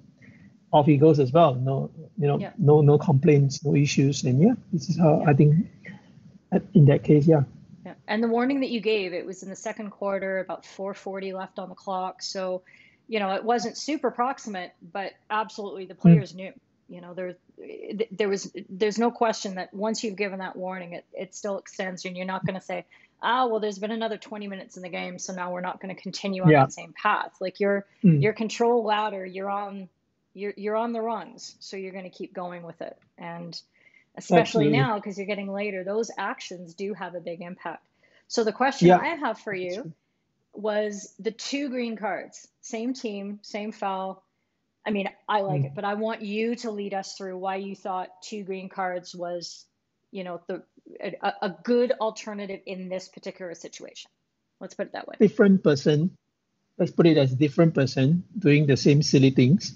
The impact right now, it's in the middle of the pitch. There was no clear, what's that called? There's no clear counter-attack movement going on. It was just nipping the ball away and stuff like that. Yeah.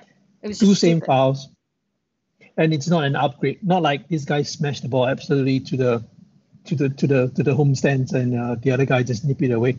2 same clear fouls. Consistency is the key again. I mean, I wouldn't say we cannot upgrade it. I mean, we could have, but why do you again diffuse or you want to do something else? I think in this situation, the diffusing is giving the green card. Even if we give a yellow, how are we gonna explain that? Because we gave the first one, the second one. No, I don't think there was such thing that there was a first one and a second one.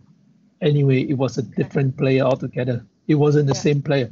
A same player should not, I will use the word, should not receive two green cards. They didn't say that for two separate incidents, two separate players, you must give a green and a yellow. I don't think that's right. So in this case, I think this was correct, and I was happy with my partner, which is Simon. And I think for me, that's how I'm going to explain it.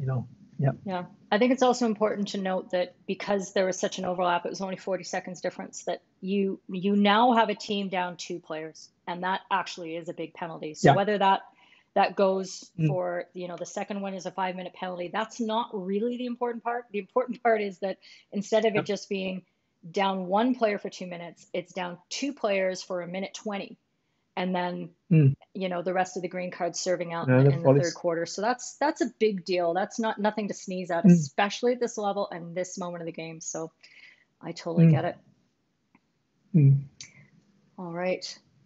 So if everybody's getting queued up, I did put the queue, and also Jasper has contributed that it's at 33:05 on the big clock to start the 4th quarter. So if everybody is ready to go, we're going to get that started. And I have a couple questions.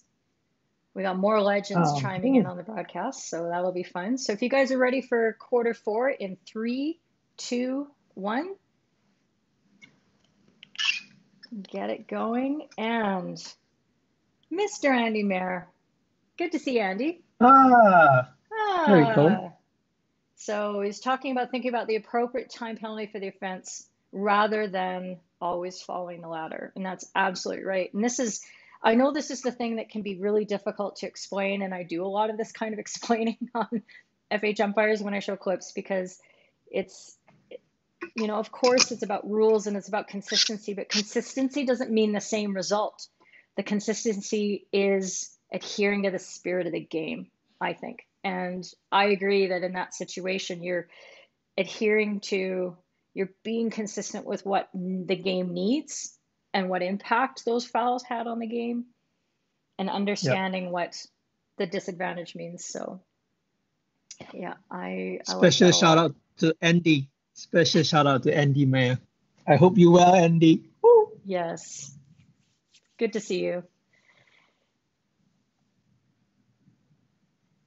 Yeah. Absolutely. Nothing can be done about the fact there's 2 of them. It's just surprising that they'd make that mental mistake twice, but there you go. So we've just had a penalty cornered out in Simon's end there. Yep. The Dutch are definitely pushing, and they're doing a really good job of congesting the spaces right behind the first line of defenders. So the Aussies are actually struggling to get the ball out quite a bit. And it is.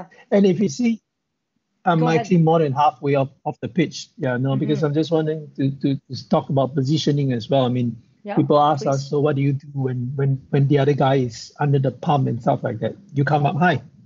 You come up as high as you can to help your friend. I mean, can you see? I mean, I'm just trying to explain positioning to some guys because they like to ask, like, oh, should I be more conservative? No, I think it depends on the game.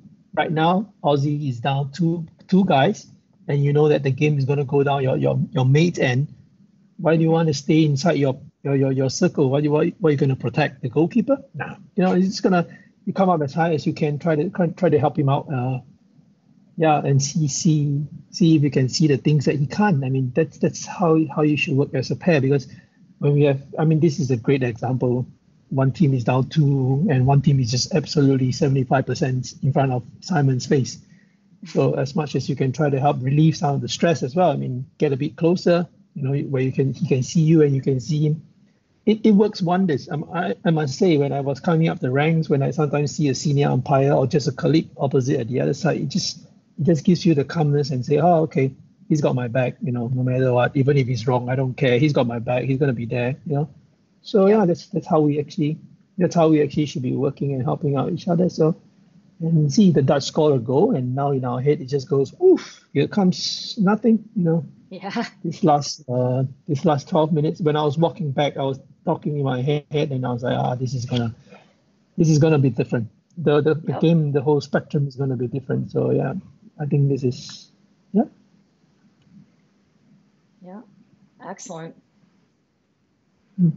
And I think when you have that experience, because it does take some time to build up the knowledge of what kind of structure do you look for from the players that tells you that you Mm. can come up that high without being in danger, Yep. and appreciating who isn't behind you or who is, and how the spaces are all plugged in front of you, so you know the ball isn't going to squirt through all of a sudden.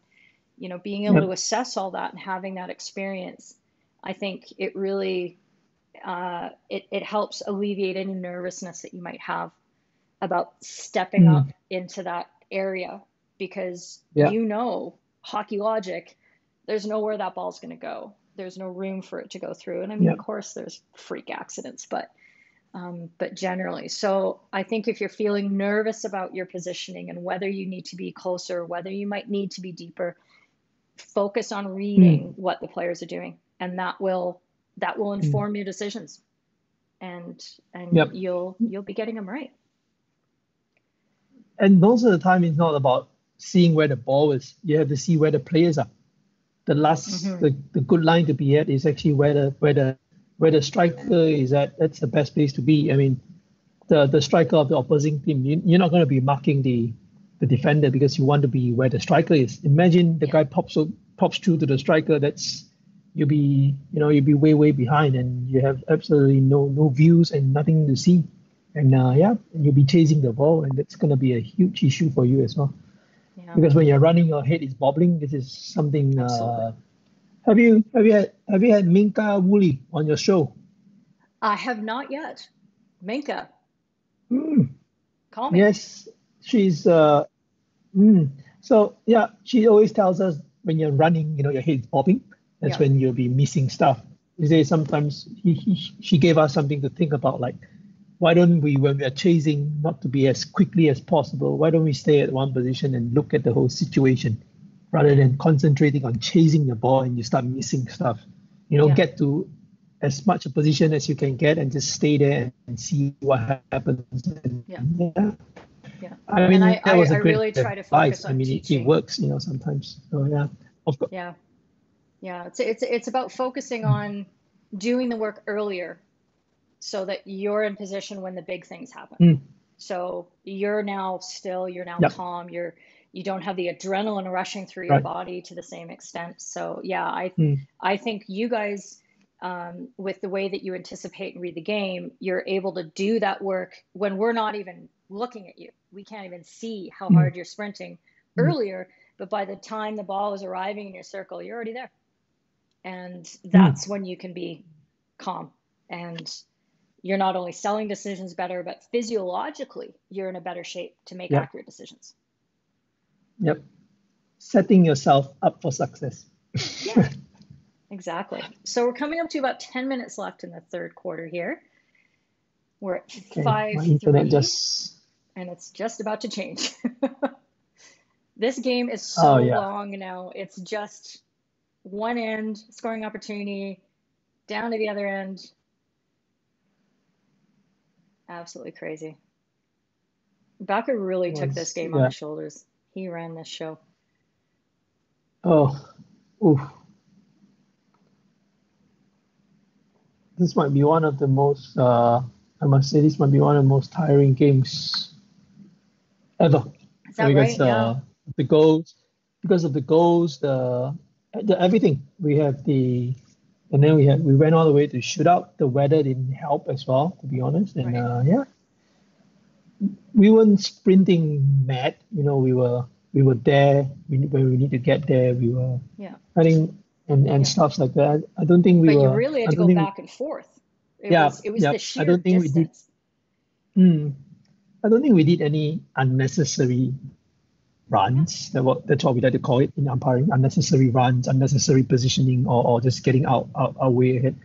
But it's just how the game wanted us to be, where the game needed us to be. So we had to be there.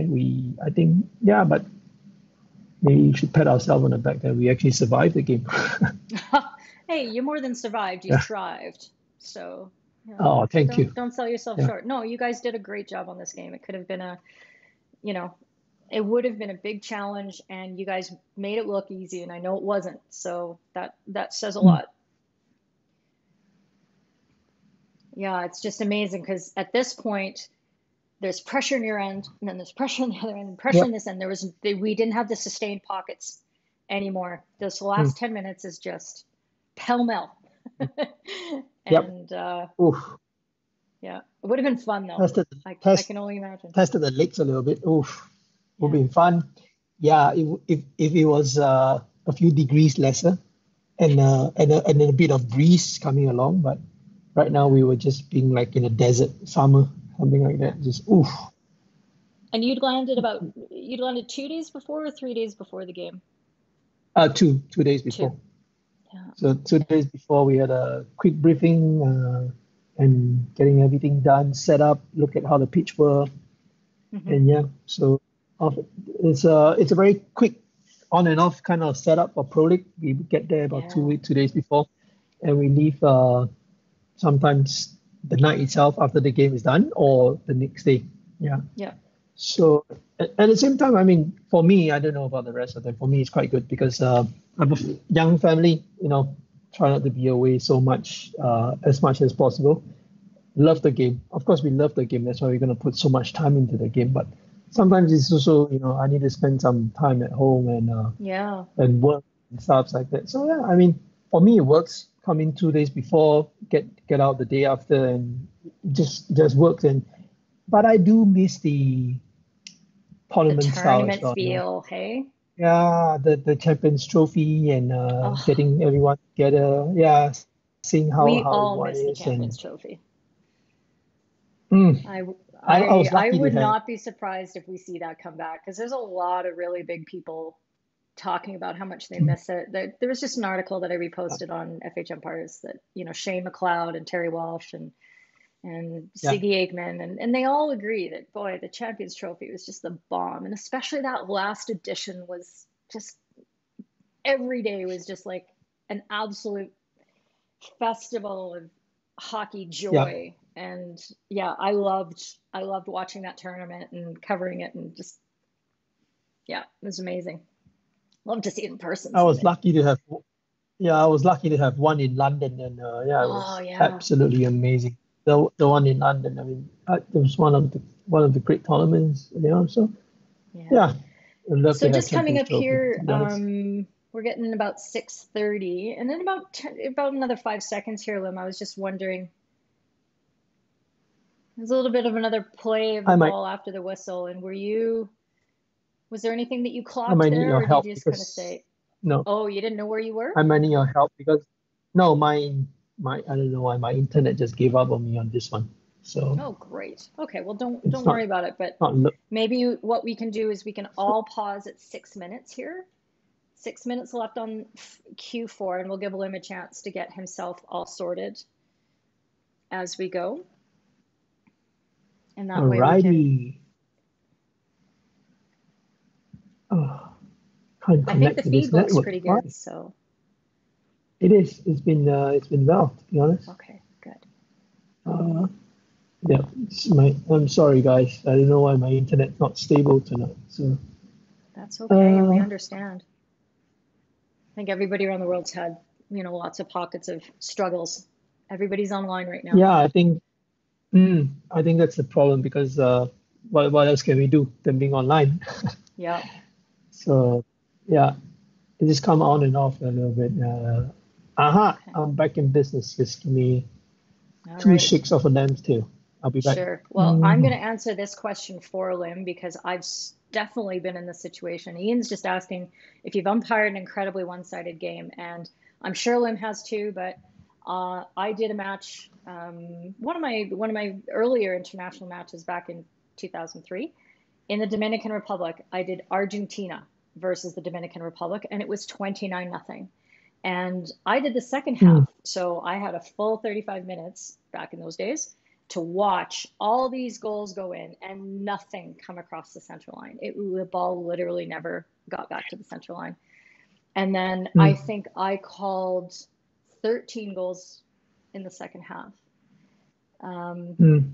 and it was a really interesting experience. First of all, I was a little sore pointing that way, but I really appreciated how the Argentinian women really didn't they didn't make it look like they didn't respect their opposition. It was a very honorable game to watch still. And afterwards, when the game was over, the DR girls just went crazy. They were like, we kept it under 30.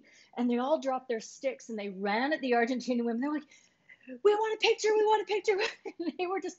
they were just so feeling that privilege of being on the field with a team of that skill and what they were able to learn by playing against that team. And a lot of people complain, oh, these lopsided games are awful. We don't want them in hockey. They make it look bad.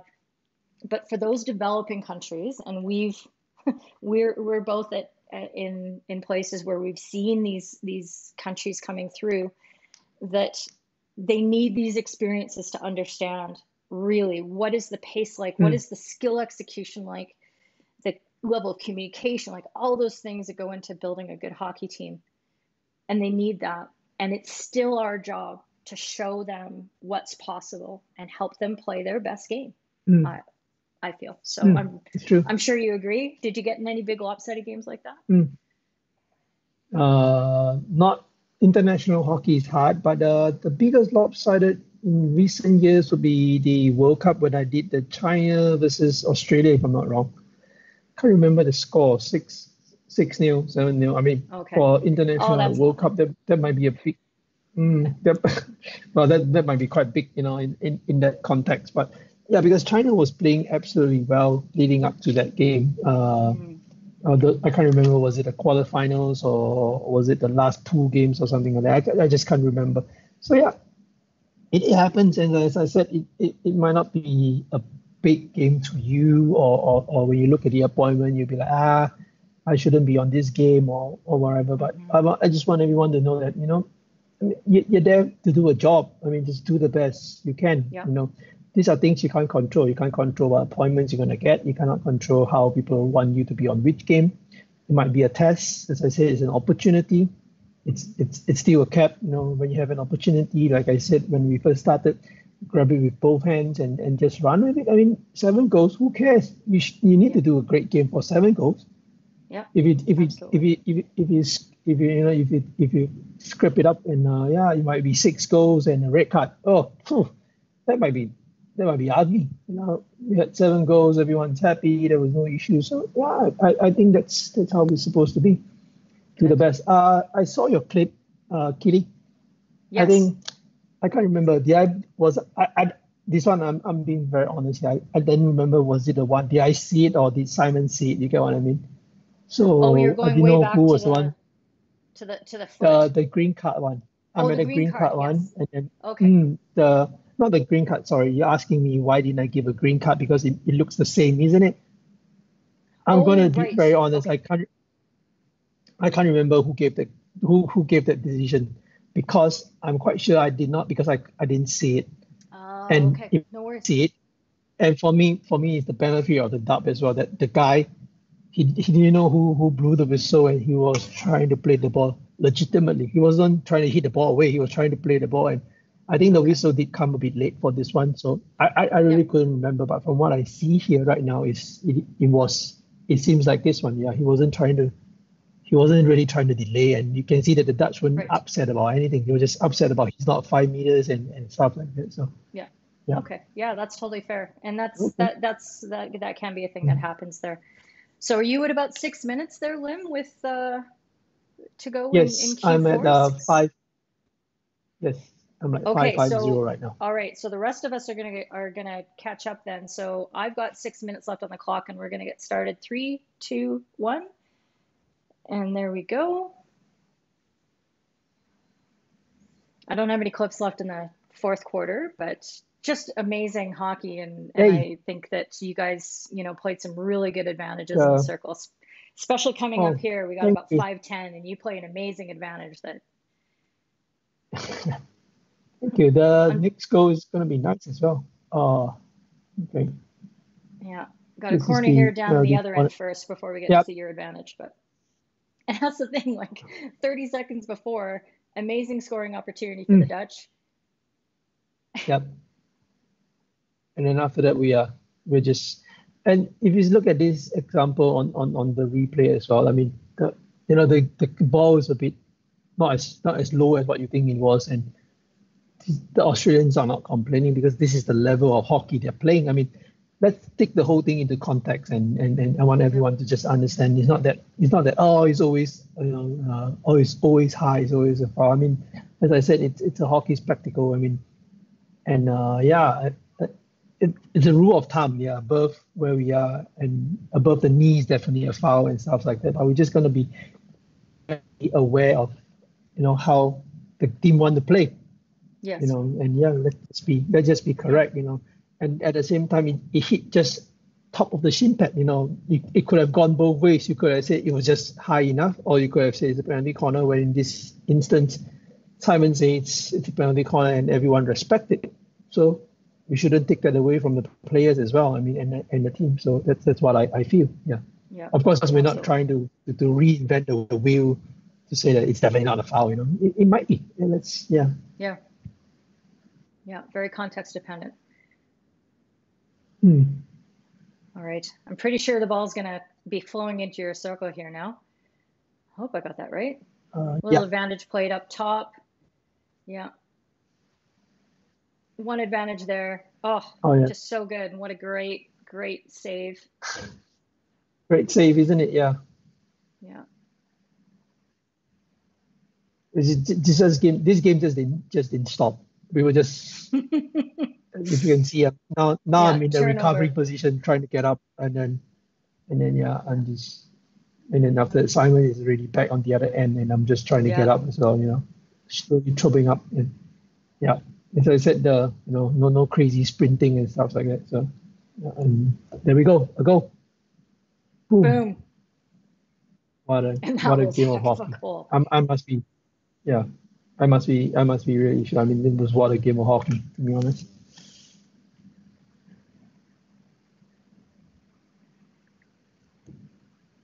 Yeah, and again, there were just little breakdowns as they were going in, and maybe the players are getting a little tired, so there's missed receptions here or there, and then with that much space with players at the skill level, they're going to execute all over the field. So. Absolutely. But absolutely, even as this game is really stretched, like you were saying, the both of you are in the right spots. You are absolutely in control of your circles, and that's where all the decisions needed to be made in this last little while. Yeah. So, Mike D has a question here. In your experience, would this have felt like a very physical game for you or not? Not yet. Not this one. No. This is not physical yet. This is not physical yet. I've seen. That's interesting because we know the Aussies. The Aussie guys tend to play a fairly physical brand of hockey, but it wasn't in this game, was it at all? I think it was too fast to be physical. Does that make sense? And the other you got to thing, catch up to somebody in order to make it physical. Exactly. And the other thing is, if you allow them to be, they will. So I think right here, both teams didn't want to be physical. They didn't want to do anything silly. As you can see, they're just trying to play hockey. And in the game, sometimes the Australians are just overpowering, and then that's when you can see they get a bit more physical and stuff like that. And that's when you need to really step in and say, that's not how you play. And it happens. It happens on a good day. It happens on any day. It's just how it happens on that day. For this game, no. I must say, sorry, who's that again? It was Mike Daniel. Mike. It's not yet. This is not physical enough yet, to be honest, because I've seen much more. I mean, in other games as well, not just the Australians. I mean, I think it is how it is. As an umpire, if you allow it to happen, it will happen. If you say no, then stamp your feet down as soon as you can and just say no. Yeah. And you shouldn't allow it to be physical. I mean, we have to be very sure about it because it leads to more things that you can control anyway. Yeah, absolutely. So we're just heading to 2 minutes left now on the clock. Exactly. Oh, I'm spot on with you then. There we go. Yeah, you are. Finally, the clock's working. And the clock is. Yeah. Right now, you see, now we are back to the other end. Right now, I mean, 10 seconds ago it was at my end. Now Simon is flying back to his side. So. Yeah, crazy.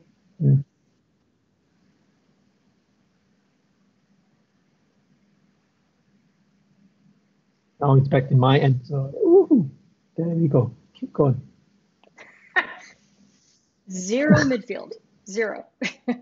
Oh, yeah. It's just Route 1 hockey altogether, up all the way to the other side and back to the other side. Yeah.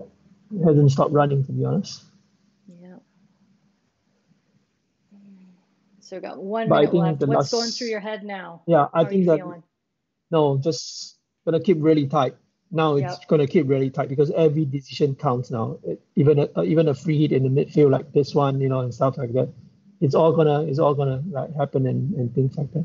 Yeah, they were not very happy about the placement as well, but I don't see that it was a major disadvantage to them. Yeah, I mean, no, You know, nobody got cut out that shouldn't have been cut out. mm, It was the same yeah. two So players that were involved there had already gotten back. yeah, So right. So for me, I thought it wasn't wrong, but they were not very, they want to have a conversation about that one, which is fair, absolutely fair. I mean, I would love to have a conversation any day on that one as well. So for me, that in was what I about see 20 seconds, you can have a conversation. at that moment, that Oh, was what I saw. I'm yeah. gonna be absolutely, um, yeah, I'm gonna be just telling them the same thing. I would love to keep them, and how much do they want me to bring it back? Another 5 minutes or 2 minutes or something like that? I'm not too sure. Yeah. And that is the end of the fourth quarter, everybody. And we are going to a shootout.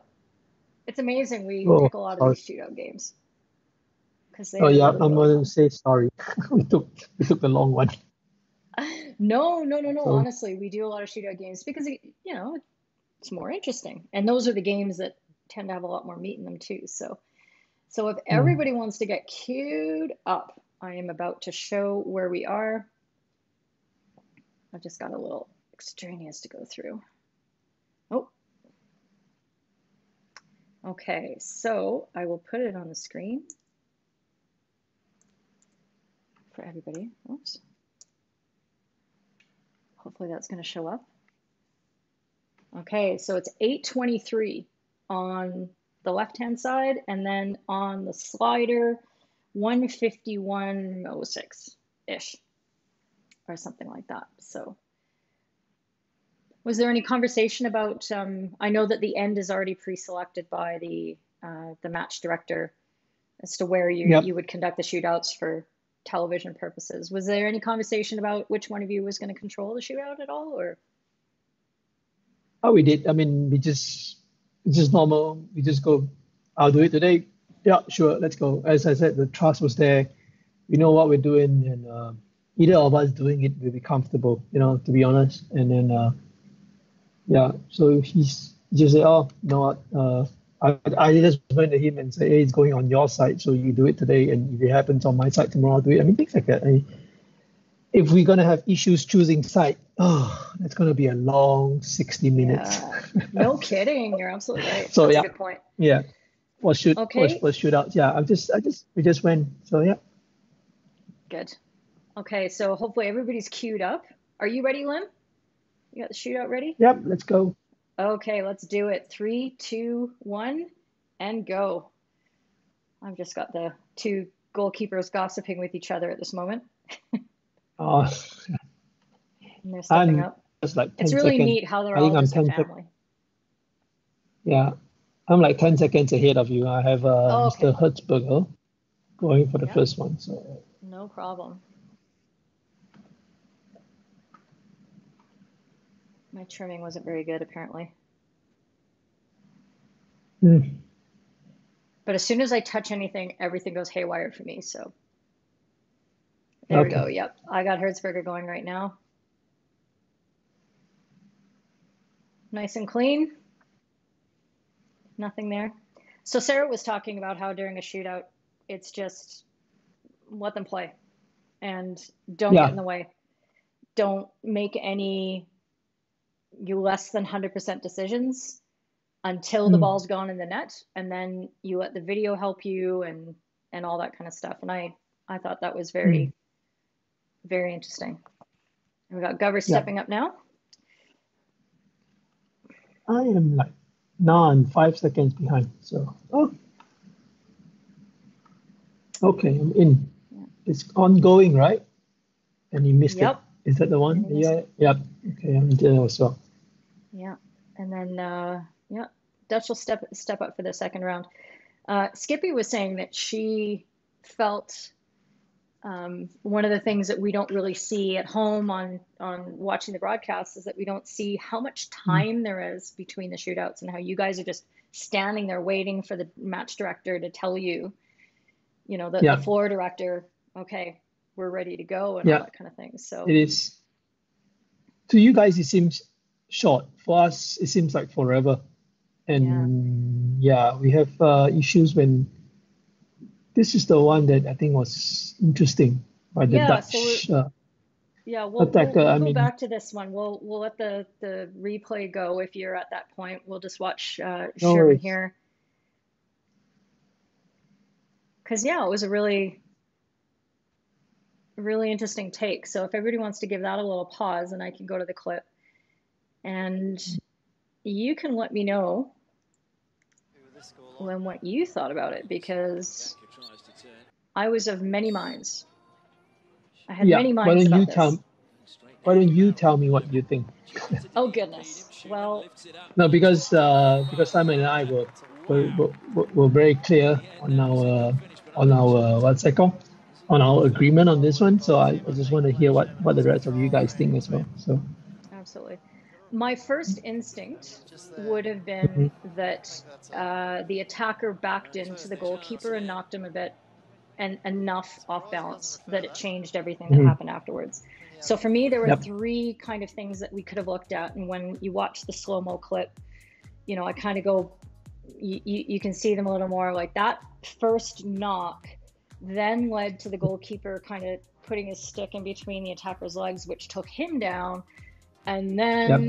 then the last thing that happened was the attacker's stick actually interfered with the goalkeeper's stick after that, and then he kind of struggled to get back up. So I'm not surprised that you allowed the goal and would have relied on Australia to use their referral that they had so that you could take Mm. another look for it. Does that seem like a fair assessment to you that you would have said, you know what, we're not sure, so we're going to just let the ball go into the goal, that's fine, and see what happens with a referral? Does For that? on my from my angle, because I was the Hmm. disengaged umpire, I absolutely saw the stick in between the leg. For me, that was Okay, the you saw more of that an part. issue. For me, that was more an issue than the attacker trying to spin in front of the goalkeeper. I think there Okay, was enough space between the goalkeeper and the attacker. If you see here, if sure. you look at that part, you can see who was trying to go into who. It was the goalkeeper trying to play the ball under the leg, and I think he got the timing wrong. He stuck his stick in between the leg and got the guy, sort of tripped the guy. Can you see that? So it, Yep. so the stick for me, the stick in between the leg was the whole starting point of this whole mess and stuff like that. So I don't think the guy was trying to obstruct the goalkeeper at all. It was Hmm. the goalkeeper who got his timing wrong in the jab Okay. of trying to play the ball under the leg that actually impeded the striker in this Yeah. case for me. Yeah. I So can and I then can if you see let it, Simon taking his whistle to his mouth yeah, at that moment. exactly. That he Yeah, was and thinking, then okay, that's do I have when to deal with this? yes, And and then I he didn't. was trying to move outwards, and then the moment that it stopped, and I think during the attacking, I mean during the after the whole sequence itself, when Andrew was trying to have a word with Simon, I walked Hmm. towards both of them as well to tell them what I saw. And Yep. yeah, I think Simon is in absolute agreement with me. I said no, I think that's a goal. And Simon did offer Andrew because on pitch both of us were in agreement that there was no issue. So Simon did give Andrew. In this case, we gave Andrew the option to say, "Do you want to go for the challenge?" And I think he thought about it, and then he says, "No, he's not going to." So yeah, we understand that he thought that he was impeded.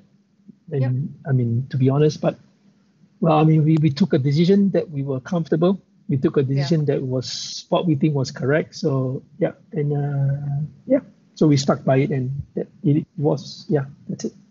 That's good.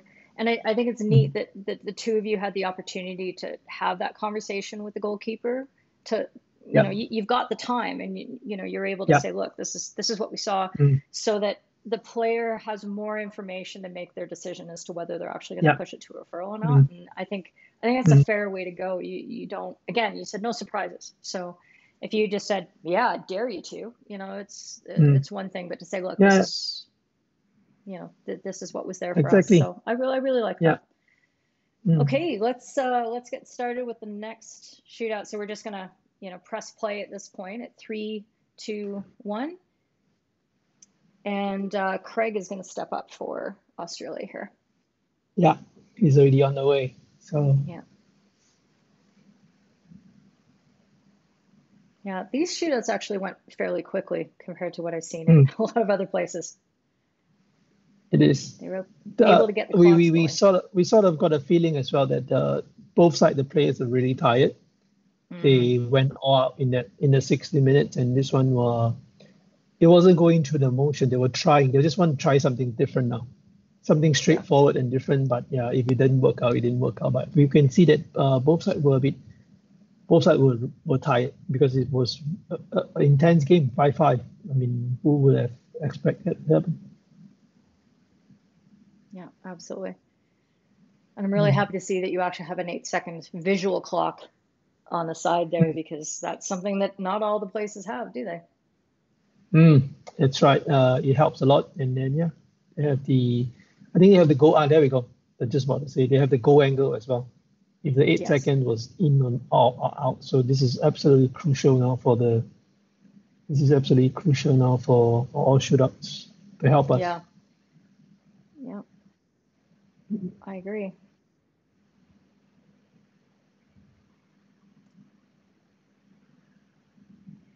Nice take by DeGusse there. And it doesn't look good for Australia. They're a little bit down now. Yeah.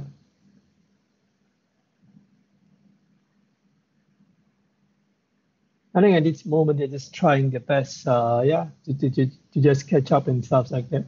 I think the momentum shifted when they lost 3 goals in the last quarter. So you can sort of see Australia is one of the most the battle-hardened team, and they know what to do. But you can still see that the body language got a bit shaken as well. Losing 3 goals in the last quarter. So yeah, I mean, it works psychologically. It will work on you. It'll come back on you as well, or for players, which we can understand totally. Yeah, look at what Spain did through the entire Pro League. They decided that they were just going to come back in every game, tie it up, and then win all their shootouts. So yeah, exactly. Not all of them, but pretty close. All right, then that's the end of the game. And that is the end of the game. Yeah, what a spectacle for sure. That was amazing. How do you feel when you finish that shootout and you're done, and you're just kind of like, oh? Because Sarah said it's just like you're just exhausted and you're just ready just to shut off.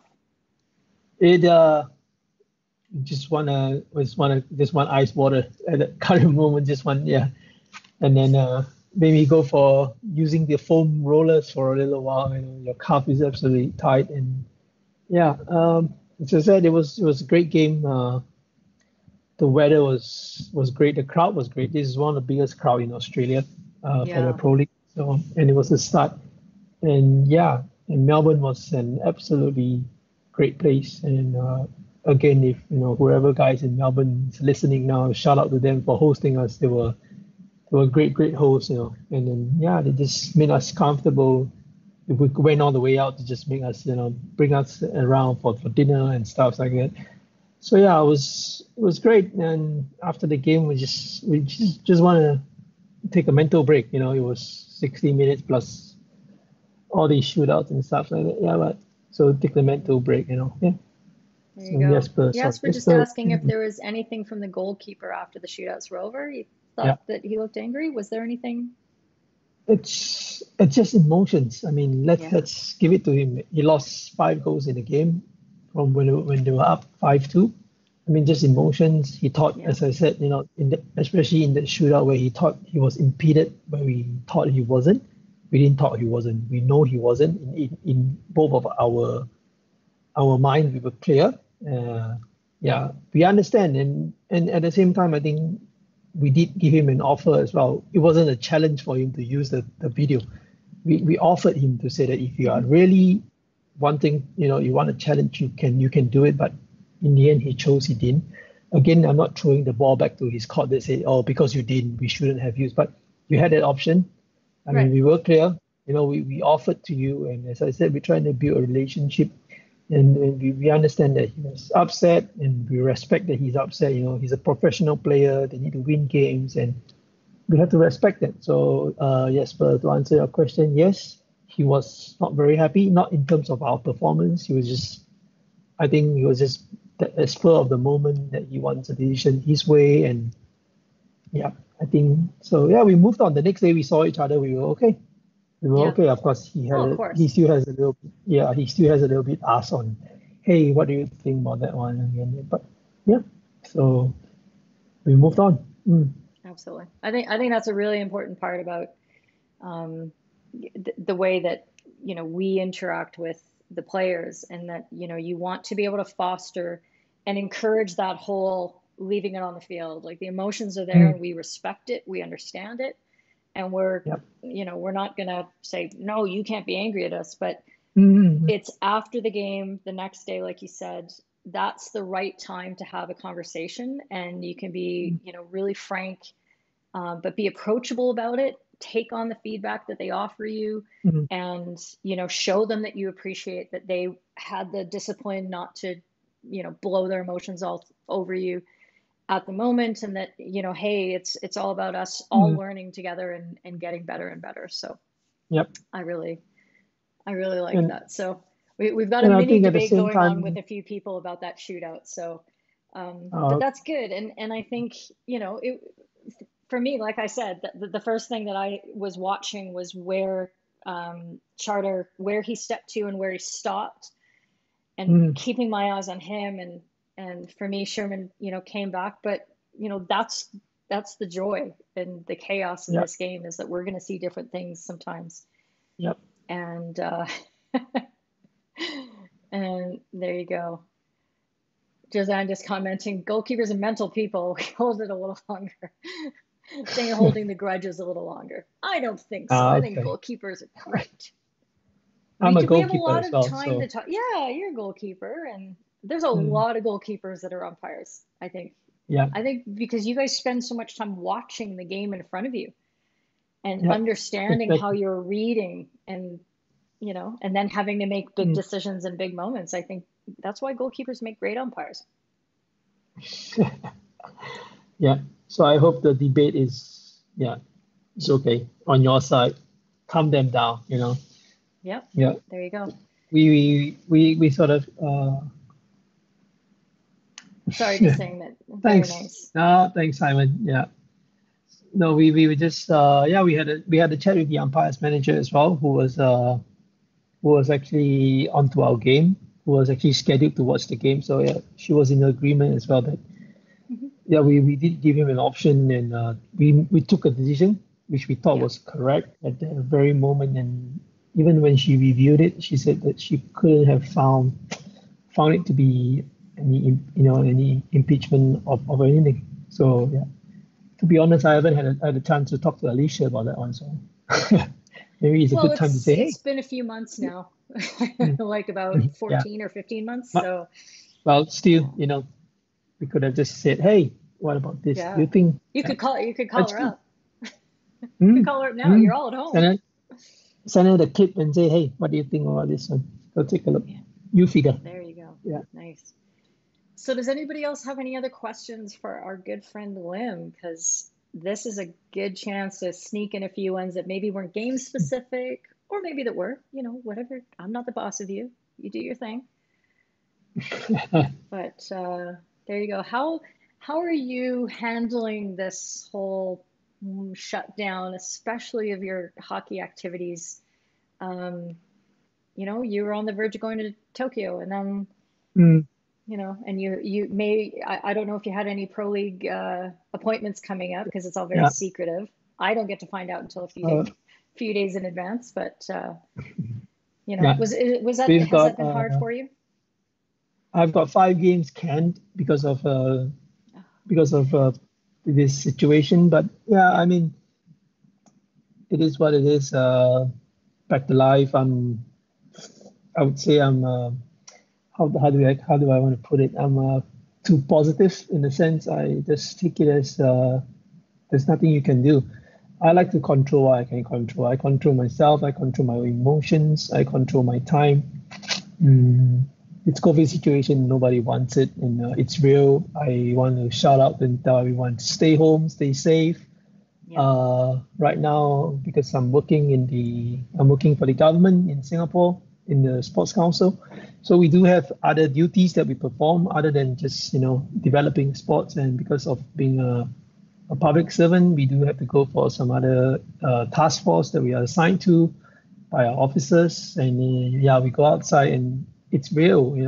You stay home, you stay fly. I mean, just want to let everyone know, stay safe.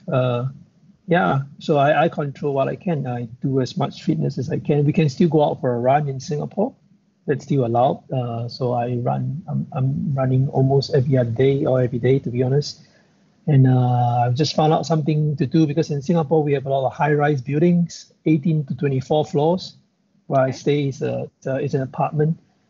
The other day I got sick of running. I went to climb stairs. I climbed 4 blocks of 18th floor up and down, and yeah, just to clock and then yeah, just to clock some mileage, get my calf and my glutes going again. And so yeah, we control what we can. We keep ourselves fit. And it's a good time for us to actually have a little bit of mental wind down because in 2018, because of the World Cup, it took Mm-hmm. us about a month away from family. And Yep. then prior to that, leading up, and in 2019, we had a lot of Olympic qualifiers. We had pro leagues, we had tournaments. I went for Pro League, I think a 2 weeks break. I went for Oceania Cup for a week and a half, and then got home, had a break again, and went for the India Olympic qualifier. So yeah, Yeah. it's time away from family, and right now I think it's time to give back to work and family as well. So to me, this is how I'm spending it. Just catching up with the little rascals and my wife, and yeah, I mean, again, I'm Yeah. just yeah, You can be just grateful just give for yourself. what this brings you, right? That chance. Mm, So yeah, mm, mm. looking at what it brings you rather than what it's taken away, I think is a Exactly. really wonderful approach. Yeah. Yep. Last question here from yeah, Ian just saying that have you done any matches in London lately? Did you do any Hockey World League there or anything else? I I I was there don't for the remember. Champions Right. Trophy and World League semifinals in London. I Yes. did. Yeah. Yes, I did. Yeah. And sorry, what was he saying? The Oh, London. just Yeah. just that he's got photos of you. Oh, cool. Probably.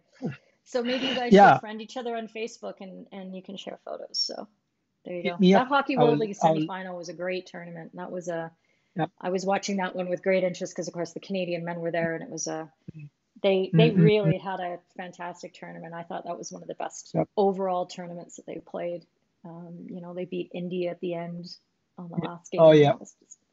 I know India wasn't Uh, mentally where they should have been, but mm, that was really nice to see. But anyway, it was a really well umpired tournament. There's a lot going on. Very yeah. exciting. So Mm. yeah, It very was good. great. Yeah. So Good stuff. right. Okay, well, I Yes. think that was probably our last question. But of Okay. course, as always, people can, come back onto the thread and have and how contribute anything else that they want to. The feeds are up on replay like immediately, so you can always come back and have a look at everything that you want. And I'm available. I know, Lim, you're extremely accessible. So if there's any questions that, people can't get to directly, I will pass them along to you for sure. But really, like so much in this game, you really unpacked a lot of things for us. So thank you so much for all of your time. I know it's getting late there No in problem. Singapore. So fantastic stuff. And, I kind of hope that we will be able to get back on the pitch a little bit more and you'll be too busy to talk to me again. But if not, love to have you back on because this was fantastic. I'll be around. Thank you No so problem. much. Always love to yeah, have someone to All chat right. with. Oh, Okay, well, I'm going to let you go virtually.